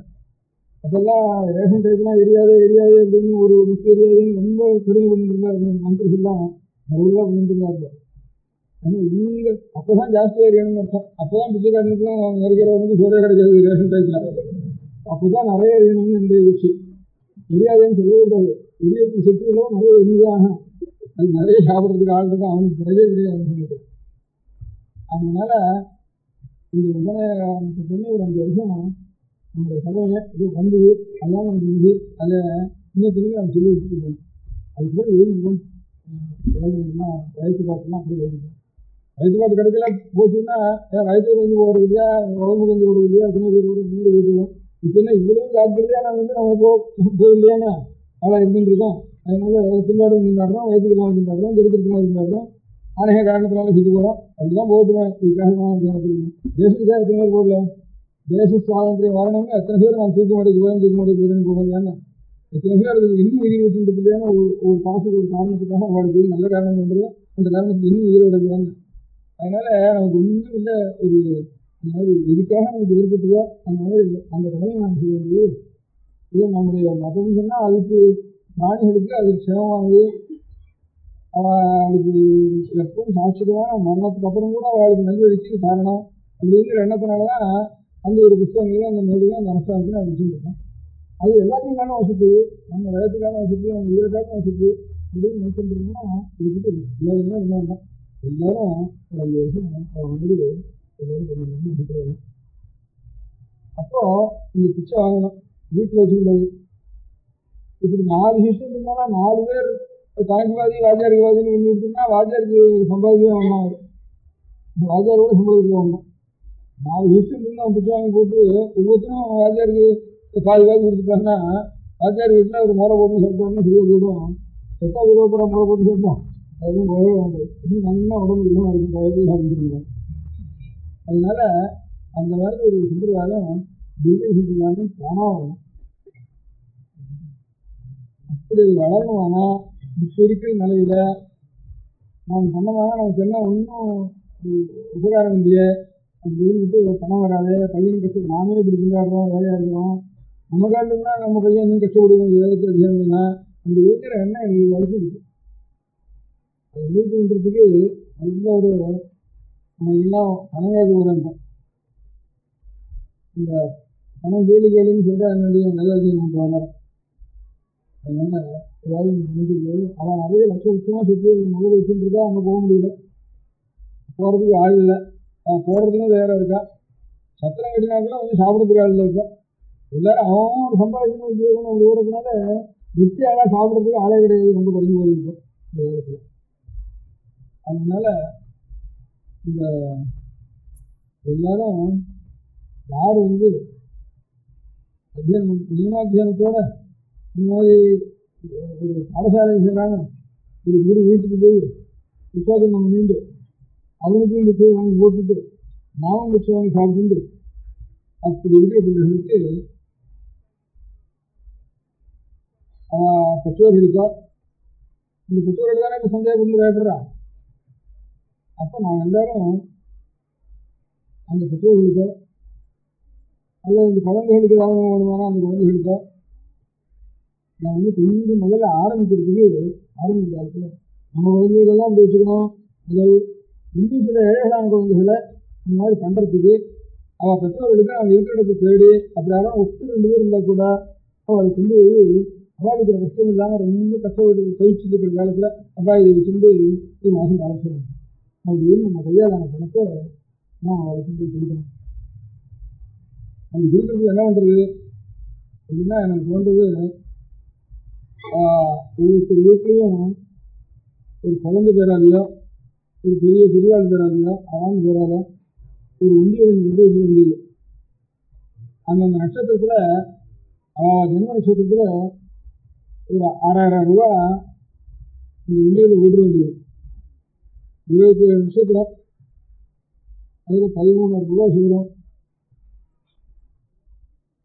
12 நட்சத்திரம் வரும், 12-13 வருது. அதுதான் 27 கணக்கு பண்ணிங்க. ஒரு நட்சத்திரத்துக்கு 1 ரூபா ஓட்டு வேண்டியது. எத்தனை நட்சத்திரம் வருதோ அந்த நட்சத்திரத்தில் 13 நட்சத்திரம் வரலாம் ஒரு வருஷத்துக்கு. அந்த 13 ரூபாயை ரீசார்ஜுக்கு 215 ரூபாய் கணக்கு பண்ணிட்டு அதை வந்து இந்த அத்தியானம் பண்ணுற வாழ்க்கையில் யார் வந்து பணம் கொடுக்குறாங்களோ அதுக்காக அப்பேற்பட்ட கைங்கரியத்தை சில பேர் செய்கிறார். இப்போ எந்தெந்த ஊரில் வேதாத்தியனம் பண்ணிட்டு இருக்கா, அதில் முக்கியமாக ஒரு குருவண்டத்தில் போய் அந்த குரு ஒன்றும் சம்பளம் வாங்குறதுக்கு இடம் இல்லாமல் ஏதோ ஒரு சாஸ்திரம் அவர் அத்தியனம் பண்ணவர் ஆகிறாருன்னா அவரண்டு போய் இதெல்லாம் போய் இது பண்ணுறதுக்காக ஒரு சில அப்படி பிக்ஷா வாங்கிட்டு அத்தியானம் பண்ணுற பையன்கள் இன்னதோ ரொம்ப அபூர்வமாக லட்சத்தில் இருக்கணும் 10 லட்சத்தில் இருக்கணும் இங்கே இருந்துருக்கேன். அப்படி இருக்கிற அதை தேடி பிடிச்சி அவளுக்கு பணம் கொடுக்குறது சில பேர் கைங்கரியம் பண்ணுறான். அது தவிர கொஞ்சம் பாடசாலையில் விட்டு உத்தரவு யாராவது படிச்சுட்டு இருக்காங்க, இந்த உயிரை பிராணம் வச்சுட்டு அப்படி இருக்கிறவன் பாதையில் விட்டு போகாமல் இருக்கிறதுக்கும் அவார்டு பெற்றவர்களுக்கும் அப்போ நீங்கள் குழந்தைகளை பூர்த்தியாக பண்ணிடும் அப்படின்னு கொடுத்து அப்புறம் அந்த அத்தியானம் பூர்த்தி ஆனதுக்கப்புறம் உங்களுக்கு நீங்கள் உபகாரம் பண்ணுறோம் அப்படின்னு இருந்தாலும் வீட்டை தீபம் பண்ணவும் பண்ணலாம். அதுக்காக சில பேர் இந்த கைங்கரியத்தை எடுத்துட்டு நடத்திட்டு இருக்க அவளுக்கு வருஷத்தில் ஒரு 15 ரூபா அவனுக்கு ஒரு குடும்பத்தில் இருந்தால் ஒரு நட்சத்திரத்தில் அந்த நட்சத்திரத்துக்கு குழந்தையோட நட்சத்திரத்தில் வேதத்துக்காக எடுத்து நான் போட்டு வச்சுருக்கோம். வந்து இல்லை முடிக்கிற சமயத்தில் அந்த அந்த கைங்கரி மன்றத்தில் அவள் பொறுப்பாக கைங்கரி மன்றியாக நடத்துலையும் அவள் நம்பிக்கை உள்ளவாலும் அவள் ஏற்பாடு சொல்லி ஏற்பாடு பண்ணியிருக்கு. அது ஒவ்வொரு குடும்பத்துலேயும் ஒரு முடிவை வச்சு இது பணமாக கொடுக்கணும். பணம் கொடுத்துட்டா சரியாக வச்சு நம்ம பையன் அதிகம் பண்ணாத்து விட வேண்டியதுன்னு நினைக்கக்கூடாது. இந்த பணம்ங்கிற அபராதம் இத்தனை நாள் நாம் பண்ணாமல் இங்கே சேகாயத்துக்காக இந்திர சாஸ்திரம் கொடுத்துருக்காங்க. அந்த பாபத்துடைய பரிகாரத்தும் அது இனிமே அதுக்கு இதனால மன்னிப்பு வந்துடாது. அதனால குழந்தைகளை எப்படியாவது நாம் வந்து நிற்க தகுந்து விடணும். இல்லைன்னா ஆறு ஒரு சாஸ்திரம் எத்தனையோ டியூஷன் வைக்கிறோம். இது டியூஷன் வைக்கிறோம், ஒரு சாஸ்திரம் டியூஷன் வைக்கிறோம். அதுக்கு டியூஷன் அது கொஞ்சம் கோப்பை பண்ணுறது, இது கோப்பை பண்ணுறது, டியூஷன் வச்சா அது நிறைய உணர்வு வந்துடுது. அதில் 10 கொஞ்சம் செலவழிச்சா போடும். பையனுக்கு சிரமம் இல்லை. இவ்வளோ பண்ணுறப்போ ஏதாவது ஒரு டியூஷன் எப்படியோ சொல்லி நல்ல சௌகரியம் தான். 25 வருஷம் விட்டுற வேண்டியது 12 வருஷத்துக்கு அப்புறம் தான் வேற படிப்பு இருக்குது. வயத்து படிப்பை பற்றி அப்புறம் தான் எழுதிக்கணும். அப்படின்னு இருந்தால் தான் அவன் மதம் நிற்கும். அன்றைக்கி தான் நிற்கும். நாம் தியாகம் பண்ணினா தான் நிற்கும். அதுதான் மதத்தினுடைய ஆதாரம்.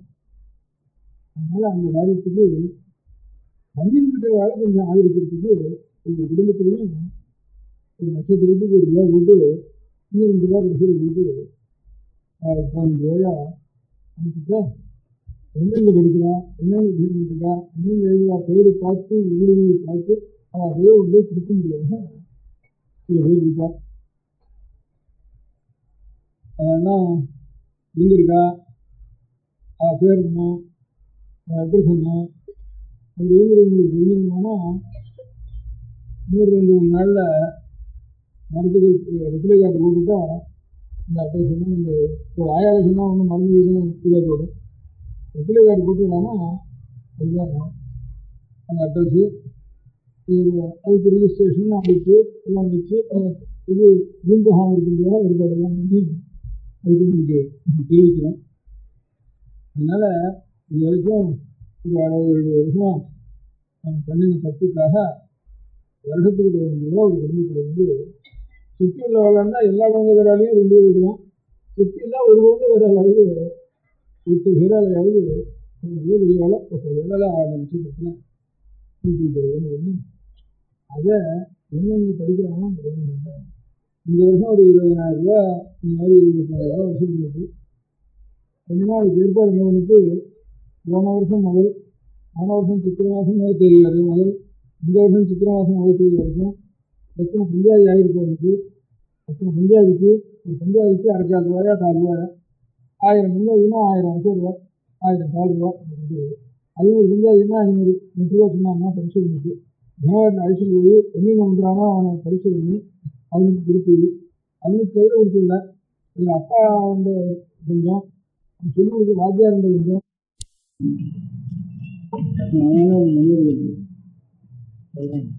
வேற வேற விடுறீங்க.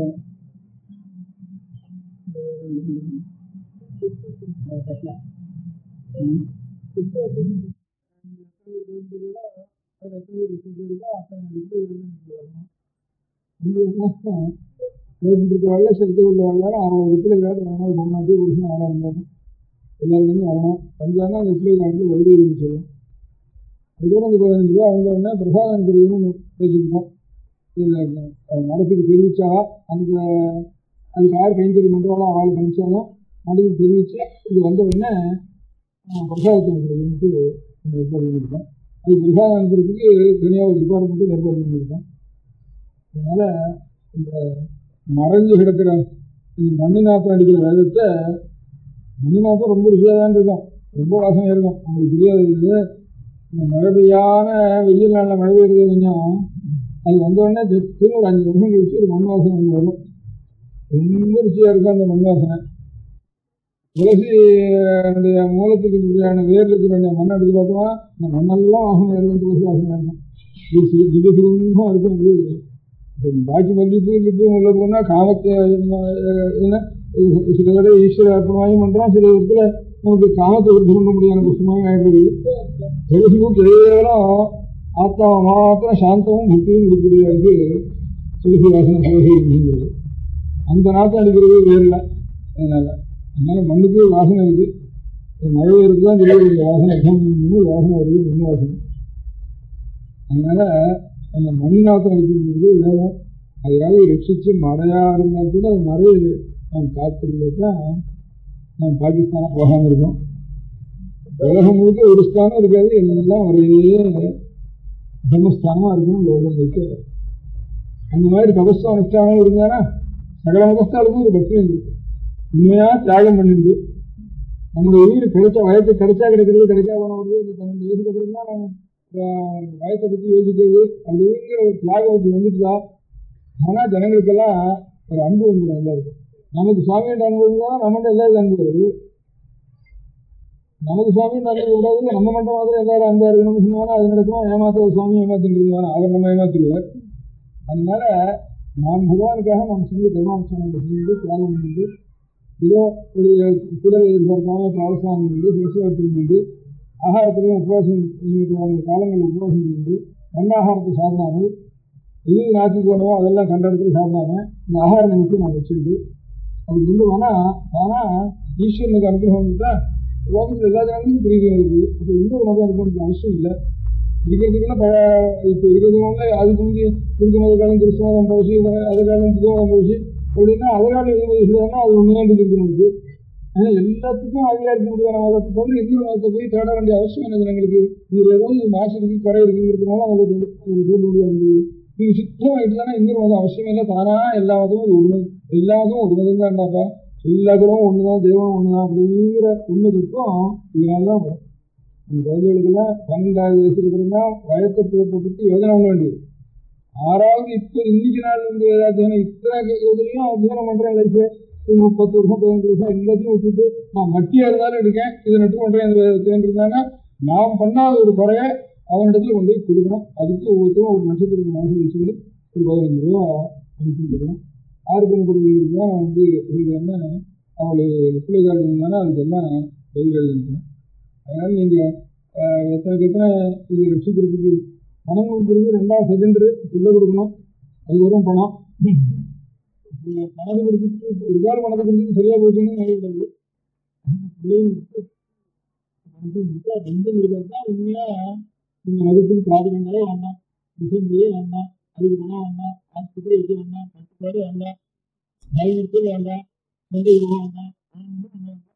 நம்ம செஞ்ச போட்டு நம்ம செஞ்சுட்டோம்னா நம்ம சீர்திருத்தோம்னா நான் சகல மதங்களும் அன்போட எல்லாத்துக்கும் ஆதிகள் இருக்க முடியாத மதம் இதுவும் அந்த மதமாக இருக்குவோம். இன்னும் புதிய மதமும் வேண்டாம், புது தேசத்தினுடைய மதம் வேண்டாம், புதிய காலத்தினுடைய மதம் வேண்டாம் அப்படிங்கிற ஒரு எண்ணம் தானாக முடியும். இந்த தியாகத்தையும் தபசையும் ஈஸ்வர சக்தியும் அதுக்காக இருக்க முடியாத வேதத்தை நம்முடைய பிற்காலத்திலையும் எல்லாருக்கும் உங்களுக்கும் திருவாமணி தேவாரம், திருவள்ளூர் குருள், பகவத்கீதை, பகவத்கீதா சொல்லிங்கிறோம். ராமாயணம், பாரதம், பாரத பஞ்சம வேதாங்கிறோம். வேத பிராதேசி சாட்சாத் ராமாயணம், பாரதம், ராமாயணம் எல்லாம் நான் வேதம் அதுதான் சொல்றேன். அது கொஞ்சம் இருக்கிறதான அது புரியட்டும் முடியாது. நமக்கு புரியலையா அதை வச்சு என்ன பிரயோஜனம்னா இந்த குருடனுக்கு கையில் ஒரு நாள் கதைகள் இருந்துருக்கலாம். குருடன் வந்து ஹரிஜன் இருக்குன்னு அவன் குருடன் புரியும். இன்னும் என்ன ஆகும் சார் நீதான் குருடனாச்சா ஹரிஜன் இருந்துருக்கா எனக்கு அப்படின்னா அப்படியே கட்டு கதை ஒரு கல்வியும் வச்சுட்டு கையில் ஹரிஜன் எடுத்துட்டு அப்படியே ராத்திரி போயிருக்கான். கூட அவன் குருடன் புரியும் வீட்டு இருந்துச்சு. ஏன்னா நீதான் கண் தெரியாதனாச்சே இருக்கு உனக்கு ஹரிஜன் இருக்குன்னா எனக்கு இல்லப்பா நீ என் மேல விழாம இருக்கிறதுக்குன்னா நான் மேல விளையாடுறது நான் கீழே விளையாம இருக்கிறதுக்கு நான் பள்ளத்தில் விளையாம இருக்கிறதுக்குல்ல வீட்டில் உனக்கும் தெரியாது. அதனால நான் வச்சிருக்கேன். நமக்கு வேதத்துக்கு அசம் தெரியாதுன்னா கூட வேணாமத்து வருவோம். இவ்வளோ நான் வேதத்தை ரசிச்சு வச்சுட்டு இருந்தாங்கன்னா இவ்வளவு ஓடிட்டு வச்சோம், இவ்வளவு ஃபீல்டு ஓடிட்டு இருந்திருக்கு, இவ்வளவு மனுஷனுடைய ரெக்கார்டுலையாவது முதல் ரெக்கார்டு இதுதான் இந்தியாவில் புதுசாக கண்டுபிடிக்கும் அப்படின்னாலும் நாம் ரசிச்சு கொடுத்து காங்கிரஸ் நம்ம பண்ணி கொடுத்ததுனால அவன் போகிறப்போ ஒரு பிச்சையாவது போடுறதுக்கு ஓடு கிடைச்ச மாதிரி இப்போ இவ்வளோ ஓரியன்ட் ரிசர்ச் பண்ணுறதுக்காவது ஹியூமன் ரெக்கார்டுக்குள்ள இதுதான் இருக்கிறதுக்குள்ள பழைய ரெக்கார்டு. இதுதான் பெரிய பிலாசபிலாம் இருக்குது. பிலாசபி இருக்குங்கிறத தான் ரிசர்ச் ஹிஸ்டாரிக்கல் பாயிண்ட்ல தான் பிலசாபிக்கல் பாயிண்ட் 10 பேர்.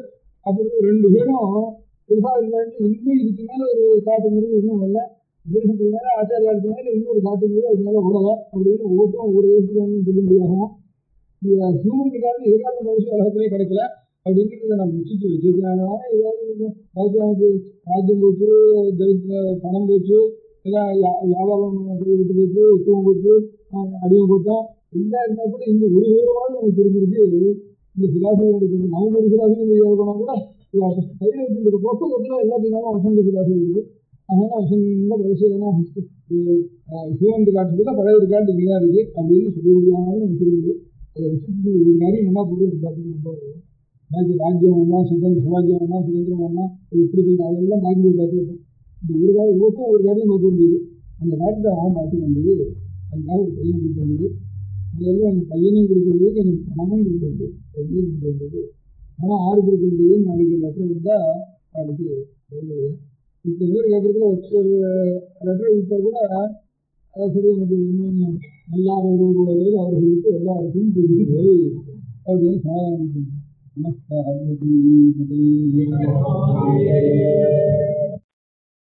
பெரியவா சரணம். அடுத்த நிகழ்ச்சி நித்திய குரு பாதுகா பூஜை. शुक्लां भरदरं विष्णुं शशिवर्णं चतुर्भुजं प्रसन्नवदनं ध्यायेत् सर्वविघ्नोपशान्तये. ममोपात्त समस्त दुरितक्षयद्वारा श्री परमेश्वर प्रीत्यर्थं गुरुप्रसाद सिद्ध्यर्थं गुरुप्रीत्यर्थं गुरुपादपूजाम् अद्य करिष्ये. गुरुब्रह्मा गुरुर्विष्णुर्गुरुर्देवो महेश्वरः गुरुः साक्षात् परब्रह्म तस्मै श्रीगुरवे नमः. अपारकरुणासिन्धुं ज्ञानदं शान्तरूपिणं श्रीचन्द्रशेखरगुरुं प्रणमामि मुदान्वहम्. सदाशिवसमारम्भां शङ्कराचार्यमध्यमाम् अस्मदाचार्यपर्यन्तां वन्दे गुरुपरम्पराम्. எல்லோரும் குருவை பெரிவாளை தியானம் பண்ணிண்டு அர்ச்சனை பண்ணுவோம். அஷ்டோத்திரம். பெரியவா அஷ்டோத்திரம் பல அஷ்டோத்திரங்கள் இருக்கு. அதுல எளிமையா சுலபமா எது இருக்கோ அதை நான் இப்ப சொல்றேன். எல்லோரும் இதை கேட்டுண்டே திருப்பி சொல்ல முடிஞ்சுபா சொல்லி சொல்லி பெரிவாளுக்கு பாதத்துல ஒவ்வொரு புஷ்பத்தை அர்ச்சனை பண்ணலாம். ஓம் ஸ்ரீ காஞ்சி காமகோட்டி பீடாதீஸ்வராய நமஹ. ஸ்ரீமத் சந்திரசேகரேந்திர சரஸ்வதி குருभ्यो நமஹ. சந்நியாசாஸ்ரமசிகராய நமஹ. காஷாய தண்டதாரிணே நமஹ. சர்வபீடாபஹாரிணே நமஹ. स्वामिनाथ गुरवे नमः. करुणासागराय नमः. जगदाकर्षण शक्तिमते नमः. सर्वचराचर हृदयस्थाय नमः. ओम भक्त परिपालक श्रेष्ठाय नमः. धर्म परिपालकाय नमः. श्री जयेन्द्र सरस्वत्याचार्याय नमः. श्री विजयेन्द्र सरस्वती पूजिताय नमः. शिवशक्ति स्वरूपाय नमः. भक्ताभीष्ट प्रदायकाय नमः. ब्रह्मण्य पोषकाय नमः. ब्रह्म विष्णु शिवैक्य स्वरूपाय नमः. कांची क्षेत्रवासाय नमः. कैलाश शिखरवासाय नमः. स्वधर्म परिपोषकाय नमः. चातुर्वर्ण संरक्षकाय नमः. लोकरक्षण संकल्पाय नमः. ओम ब्रह्मनिष्ठापराय नमः. सर्वपापहराय नमः. धर्मरक्षक संतुष्टाय नमः. भक्तार्पितधन स्वीकर्त्रे नमः. सर्वोपनिषत् सारज्ञाय नमः. सर्वशास्त्रगम्याय नमः. सर्वलोक पितामहाय नमः. भक्ताभीष्ट प्रदायकाय नमः. ब्रह्मण्य पोषकाय नमः. नानाविध पुष्पार्चितपताय नमः. रुद्राक्ष क्रीडधारिणे नमः.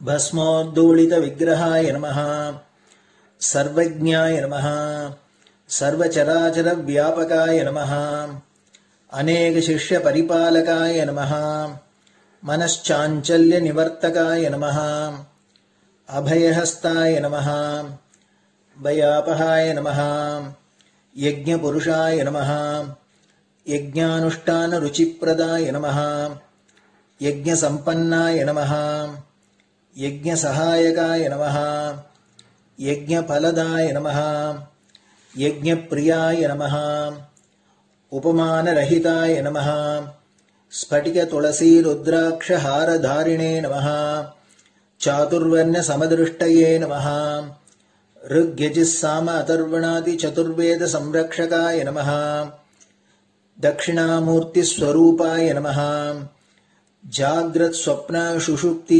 अवस्थातीताय नमः कोटिसूर्यतुल्यतेजोमे शरीराय नमः साधुसङ्गसंरक्षकाय नमः अश्वगजगोपूजानिर्वर्तकाय नमः गुरुपादुकपूजातुरन्तराय नमः कनकाभिषिक्ताय नमः स्वर्णबिल्वदलपूजिताय नमः सर्वजीवमोक्षदाय नमः मूकवाक्ताननिपुणाय नमः नेत्रदीक्षादानाय नमः द्वादशलिङ्गस्थापकाय नमः गानरसप्रियाय नमः ब्रह्मज्ञानोपदेशकाय नमः सकलकलासिद्धिताय नमः चातुर्वर्ण्यपूजिताय नमः अनेकभाषासम्भाषणकोविताय नमः अष्टसिद्धिप्रदायकाय नमः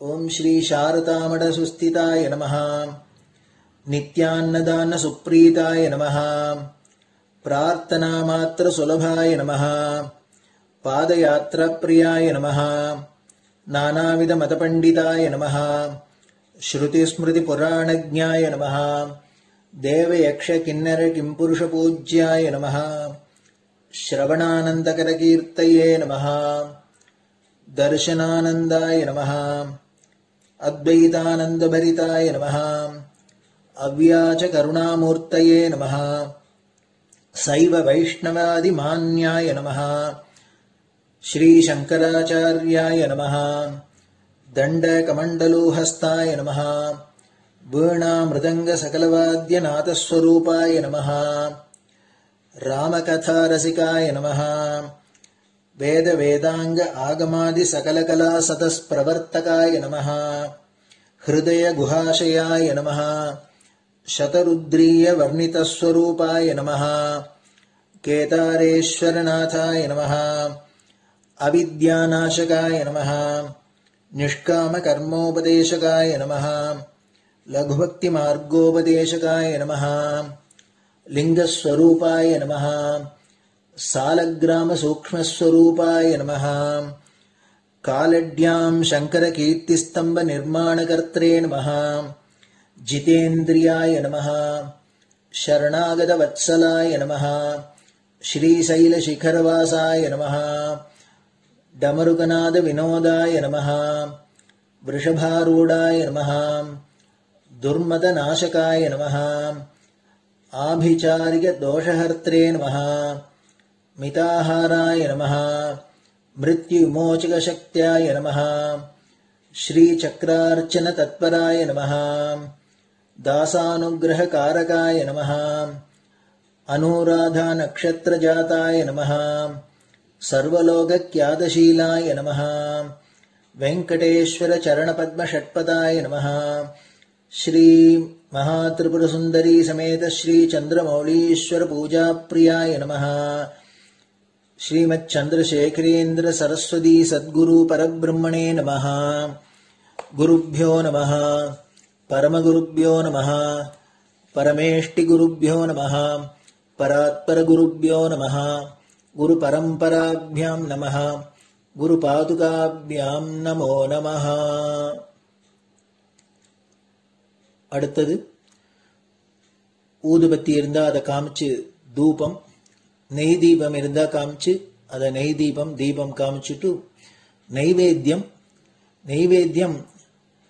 வெத்தலைப்பாக்கு, பழம் இதுலேருந்து ஆரம்பிச்சு அவளுக்கு எது சௌரியமோ அதுபடி நைவேத்தியம் பண்ணலாம்.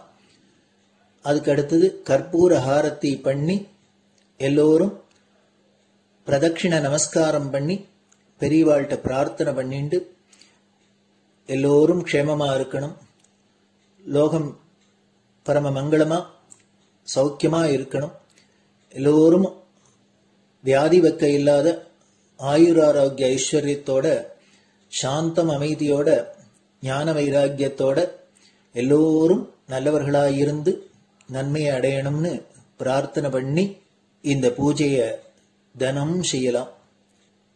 குரு பிரம்மா குருர் விஷ்ணுர் குருர் தேவோ மகேஸ்வரः குரு சாட்சாத் பரபிரம்ம தஸ்மை ஸ்ரீ குரவே நமः. அபார கருணா சிந்தும் ஞானதம் சாந்தரூபிணம் ஸ்ரீ சந்திரசேகர குரும் பிரணமாமி முதான்வகம். சதாசிவசமாரம்பாம் சங்கராச்சார்ய மத்யமாம் அஸ்மதாச்சார்ய பர்யந்தாம் வந்தே குரு பரம்பராம். குரு பாத பூஜை நிறைவடைஞ்சது. பெரியவா சரணம். திருச்சிற்றம்பலம். நிலை பெறுமாறு எண்ணுதியேல் நெஞ்சே நீவா, நித்தலும் எம்பிரானுடைய கோயில் புக்கு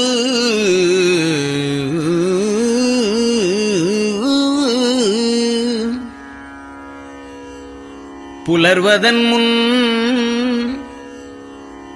அலகிட்டு மெழுக்குமிட்டு பூமாலை புனைந்து ஏத்தி புகழ்ந்து பாடி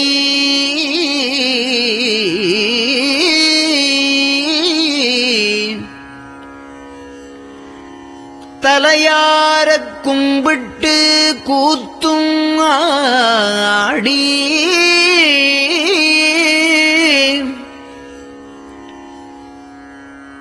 சங்கரா ஜய போற்றி போற்றி என்றும்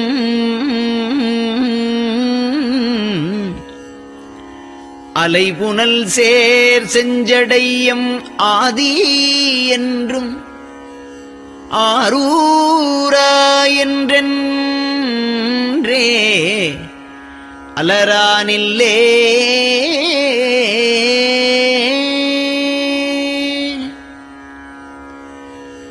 தந்தது உந்தன்னை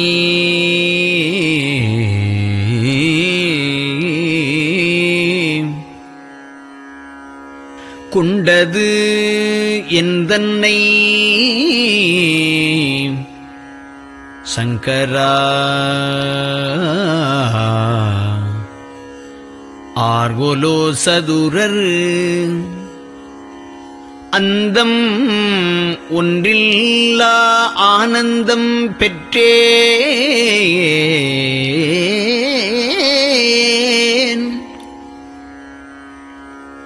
யாது நீ பெற்றது ஒன்று என்பால்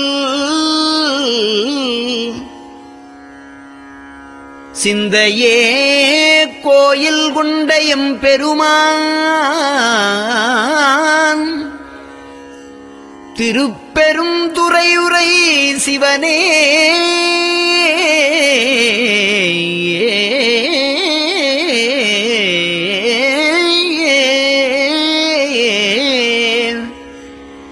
எந்த ஈசா உடல் இடம் கொண்டாய் யான் இதற்கு இலன் ஓர் கைமாறே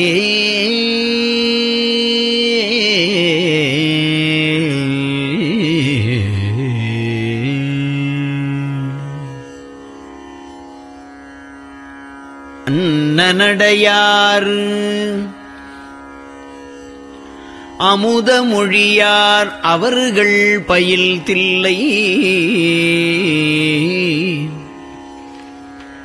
தென்னன் தமிழும் இசையும் கலந்த சிற்றம்பலம் தன்னுள்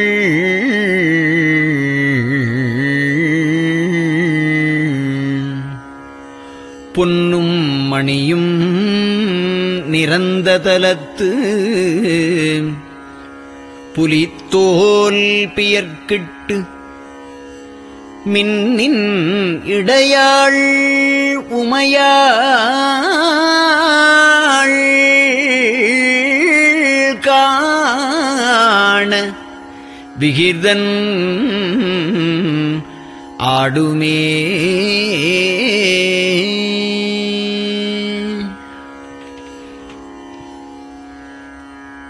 நெட்டையிலா உடல் நீத்து என்னை ஆண்ட நிகரிலா வண்ணங்களும்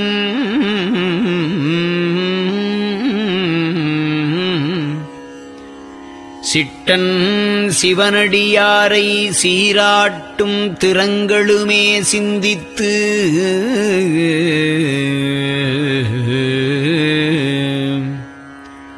அட்டமூர்த்திக்கு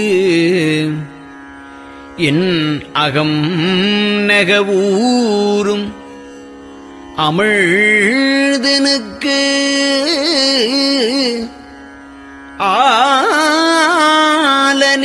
ஆலநீழற்பட்டனுக்கு என்னை தன்பாற்படுத்தானுக்கே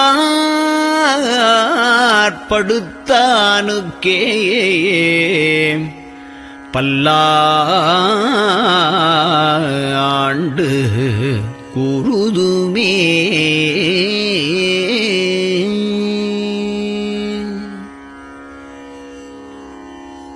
நெஞ்சம் ஈசனைக் காண்பதே விரும்பி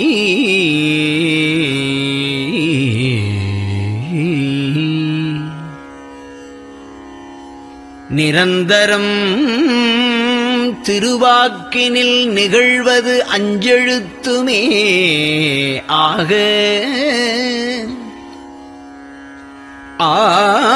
ஆளுடைய அம்மை செம்மலர் கைகுவித்து அருளி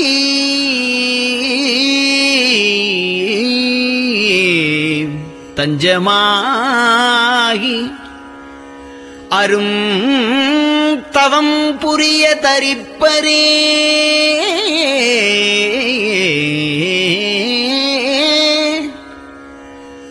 அவள்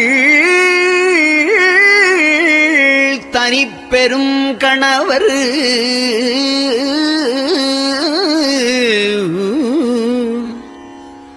வஞ்சம் நீக்கிய மாவின் மூலத்து வந்து தோன்றினார் மலைமகள் காண.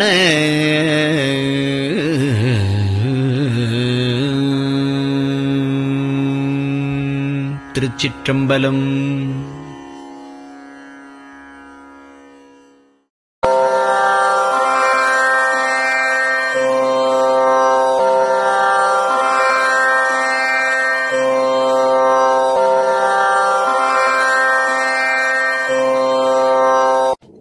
பெரியவா சரணம். பெரியவா வானொலியின் காலை நிகழ்ச்சிகள் இத்துடன் நிறைவடைகின்றன. எமது அடுத்த ஒளிபரப்பு இன்று மாலை இந்திய நேரப்படி 6 மணிக்கு துவங்கும். பெரியவா சரணம்.